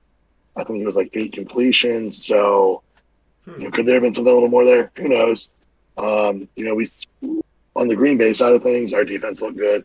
They had that big forced fumble, right before the end of the half to kind of turn the tide there. But we started to stick towards the run a little bit more. I don't want to say it was nice that we were getting blitzed more. Rodgers did get sacked a couple times, but against the Rams, they played back so much that it did make it tough to pass. So because they were jumping routes and just blitzing, it was leaving guys, like Watson and Doubs wide open. And we saw what that can do. So I think it was good. I think we're starting to kind of come around to where we should be. They just signed a guy off of Seattle, or for a wide receiver, Dean Lowry, went on the IR. So that's a tough loss on defense. Yeah. I think I feel good about the last 2 games. I get that we're playing the Vikings at home. We're playing the Lions at home. So why not run the table, right? He said we're not dead yet. So Could totally happen. Absolutely still up for grabs. And then we saw the LA Rams get their most dominant win of the year by far against a struggling Denver team. They're straight up fighting each other on the sidelines. They're struggling so much. Hey, Their head coach's job. Baker got the Nickelodeon valuable player of the game. Yeah. For the second time. Yeah, for the second time. Everybody, apparently they blocked picking Russell Wilson, and you couldn't write it in either. Brutal. Because that would have been amazing. No, I think Hackett got a really bad deal there. I don't think it's all his fault. It just shocked me who they decided to put as interim. Head coach is a guy that Hackett brought in, so I wouldn't have expected them to go with that. But wait, they fired I think Hackett? he got a role. I thought I saw that coach. I was like, is that Hackett? Yeah. He doesn't look like Hackett. Well, apparently Hackett got fired. Yeah, he got fired. So apparently, in the last 40 years, no head coach has ever gotten fired during their first season as a head coach. In the last 2 seasons, we've had 2. I know. Hackett this year and Urban Meyer last year. Right. So it's strange, but I don't think it's all his fault. He'll get picked up as a coordinator somewhere. Maybe get another shot somewhere down the line. We'll fucking take him as offensive coordinator for sure. I mean, he was in Green Bay last year, the last couple years, but yeah, I mean, I've been saying this ever since that season started, or this season started. Pete Carroll knew something was up with Russ. Maybe it was Pete Carroll making him that good. I don't know, but the drop off is unreal. It's crazy. It's crazy, and we've talked about this last podcast how the guy just gets absolutely hated on. We think it's a little bit of him just kind of being a dork. What do you think, Dan? Hey man, let's ride. Broncos Nation, let's ride into a fucking 3-2-8 season or some shit. I don't even know. I mean, hey, look, the key point is now he has as many passing touchdowns as bathrooms in his house. Let's go. So he finally got there. But no, I mean, he's doing it to himself. I think. Yeah, I don't know if he's trying to do too much. I don't know what he's doing, but I think it's evident he clearly doesn't have respect for the locker room anymore. Not at all. And as our boy Gino knows, it's a great way to get punched in the face. True. We'll see if anyone socks him in the face. I know some of those defensive linemen from Denver sort of owe him a punch. But I think the real question here is like I saw his cap hits over the next couple of years. It goes up each season. Yeah, he's going to be taking a lot of their cap. So what team is going to want to try to pick up that contract if they try to offload it? Will he go? And I don't think anybody wants to reconstruct that deal. I mean, there's no reason for him to, but I mean, one would hope if he wants to win, he would try to do something. But I think at one point his cap hit is $50 million. Jesus. So I think you see a what's that dude Carson Wentz type situation where you just offload a really expensive contract to a quarterback desperate team, and then they're like, no, he'll be good for us, and then he sucks over there too, and they're like, fuck, now we're stuck with this contract. Yeah, maybe he'll end up in Houston. There you go. So who knows? Or you get a situation where the Colts are still paying part of Carson Wentz's contract. Maybe they're like, hey, we'll give you this guy, but take some of it. No, yeah, the Broncos are going to have to cover a portion of that. There's no way that team's going to ever pick up 100% towards that. No. Yeah, Russell's looking like a mess, man. Well, I saw this stat towards the end of the game. Apparently, the Broncos are the first team in NFL history to have 7 consecutive seasons of missing the playoffs after winning a Super Bowl. Oof. Wow. Ouch. Now that's a Tough. Super Bowl hangover. That's a stat. Yeah, that is a stat. Wow. So yeah, getting to this lovely Buccaneers Cardinals game. Boys, I don't know if I've ever Go finished a Buccaneers game so mentally exhausted, angry, and frustrated. This Bucs offense hasn't looked good all year, and last night was not, Sunday night was not even close to the exception. If anything, they probably played worse than they ever have. Brady might have looked about as bad as he's looked in any of these games. The dude looks like Father Time is finally catching up to him. The TB12 method does not appear to be keeping him in it right now. There's a lot of rumors that it's because Bruce Arians was the one who used to keep everyone in line, and was doing the calling out when it needed to be called out, and now it's up to Brady to do that calling out. I think Bruce Arians is hurting us in more than just that. I think he is hurting us because he's standing by Byron Leftwich, and Byron Leftwich is hands down the problem with this team. He's been terrible since the Super Bowl year. People don't believe me. They're like, "Oh, what do you mean? He won the Super Bowl?" No, he had Antonio Brown, and Gronkowski, and then of course all the other talent we still have now. That's why he won the Super Bowl, not because of his play calling. The guy is absolute trash, and I cannot wait for him to be fired. I don't think I've ever felt so strongly about a coach being fired as I do about Byron Leftwich. In fact, most of the Buccaneers subreddit has turned on Todd Bowles at this point too. I don't think it's his fault. I think our defense has played pretty solid throughout most of the year. But I'll say you probably should have fired Byron Leftwich back in week 5. And so if you get fired this year too, Bulls, you deserve it. Because you should have pulled off that Band-Aid, dude. And I love Bruce Arians. Thank you for bringing us another Super Bowl. Thank you fucking God for that. But dude, go off into retirement now. Don't be associated with this team anymore. Stop it. We don't need you standing up for your old coaches and trying to tell us about how Byron Leftwich is a good coach. He's not. So before the season started, though, when Brady decided to come back, honestly, did you even have an inkling that you thought, oh, this might not be a good idea? When Brady came back? Yeah, when he decided to unretire after 44 days or whatever it was. I was very happy to have him back, dude. Our other option was Kyle Trask. And I like Kyle Trask, but I don't think he's ready to lead the Buccaneers to the Super Bowl by any means. But so you didn't expect the fall off to be this hard? No, not at all, dude. We have so much talent on the team, much like the Raiders. We have way too much talent on the team to be playing as bad as we're playing. And granted, our second string left tackle went down as well with a season-ending injury. Shout out to Wells. Has always been our plug-in player. Dude went down with a bad knee injury. He looks like he's going to be out for quite a while. You hate to see it, but that can't be an excuse, man. Everyone keeps on using the excuse of the offensive line's injured. Oh, we don't have Ryan Jensen. We don't have Ali Marpet. Do better, man. Draft another couple offensive linemen. Sign some offensive linemen in the free agency. Do something. This could not be the excuse for why you're sucking this bad. And in a terrible NFC South division where if we just would win some fucking games, we would have a guaranteed playoff spot right now, and these next 2 weeks wouldn't be stressful. But no. Instead, we're going to have to win out, and we got to beat Carolina in Tampa next week, which is by far not a given. They destroyed us last week, and now they're hot with the run game. I hate to see it. This is the last I'll say about Byron Leftwich's play call. Very early in the game, you see Leonard Fournette go for a run, which he got stopped 5 yards before before the first down, and then all his offensive linemen came and mauled him. It was a straight up rugby maul, and they picked up another 4 or 5 yards. So it's 2nd and inches, guys. 3 runs up the middle. And could not pick up a fucking yard. J.J. Watt came through that middle and just destroyed us. 3 fucking plays in a row, dude. Now, when I'm playing Madden and I'm trying to pick up a yard, yes, I want to run right up the middle. Let's pick up that yard. No big deal. Okay, dude, it's not working. Maybe don't run it a 3rd time. Something. Run an option to fucking white out in the backfield.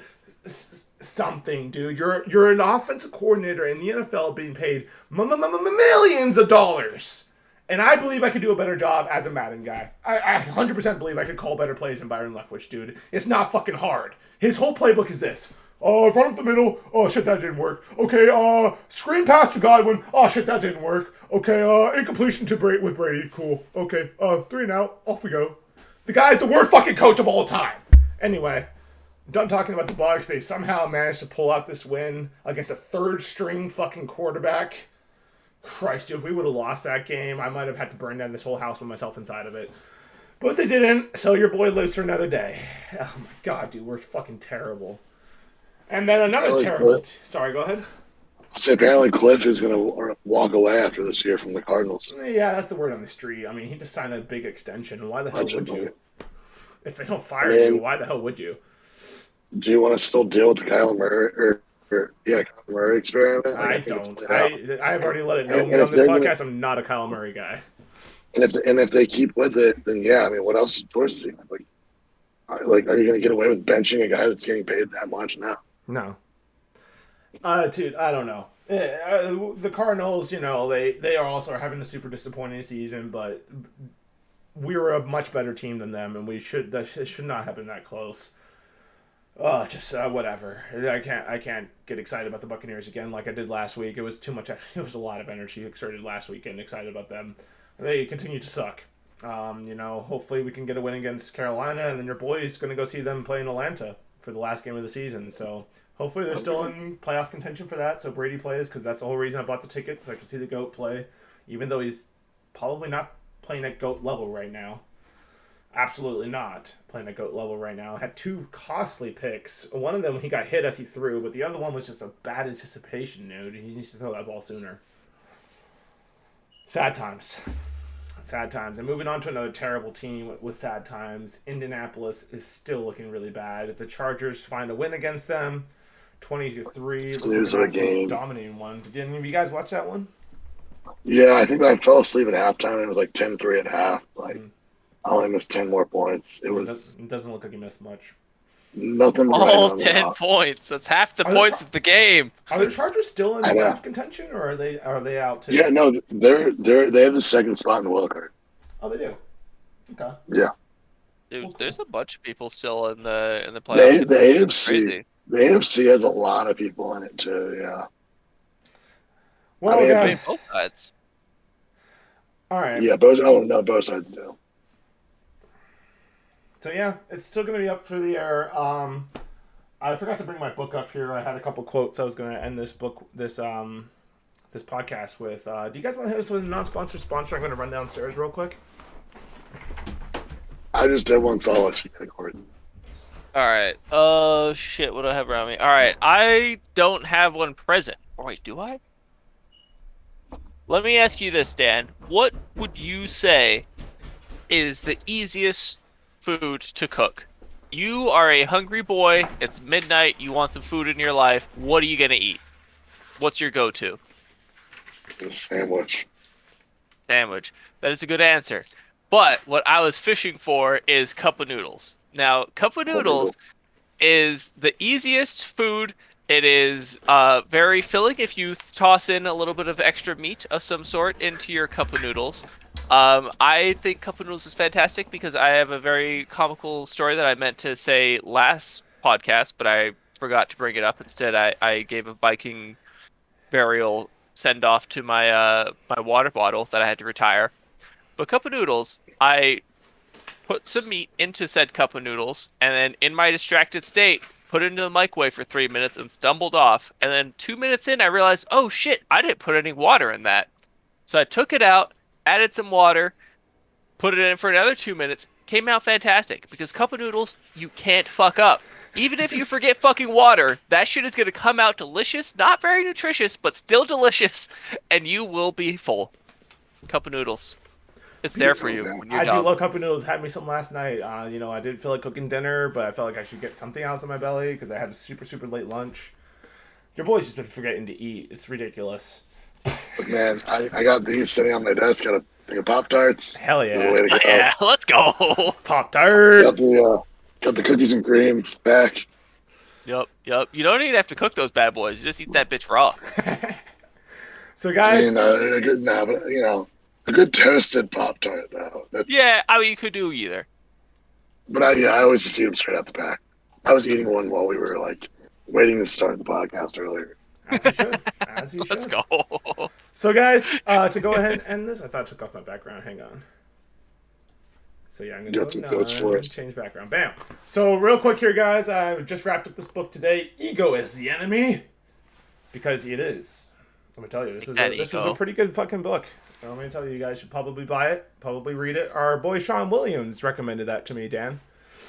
Okay. Yeah, he also recommended Relentless, probably an even better book. Some quality quotes out of there too. This one had shitloads of good quotes. I could go through here and find a million to read to you guys, but I'll read the one I read today because I thought it was pretty damn funny. So it just applies to a lot of the anger and shit that you feel in your everyday life, which I'm sure we all feel out there. And why should we feel angry at the world? As if the world would even notice. Bam. You know? That's fair. That's fair. Anyway, thank you for tuning in to another wonderful episode of Sports by Compian. Thank you to our guest, Dan Gill, who says that he may want to be a recurring guest here, which we would love to have, Dan. Thank you so much for joining us for this episode. Sports by Compian, out!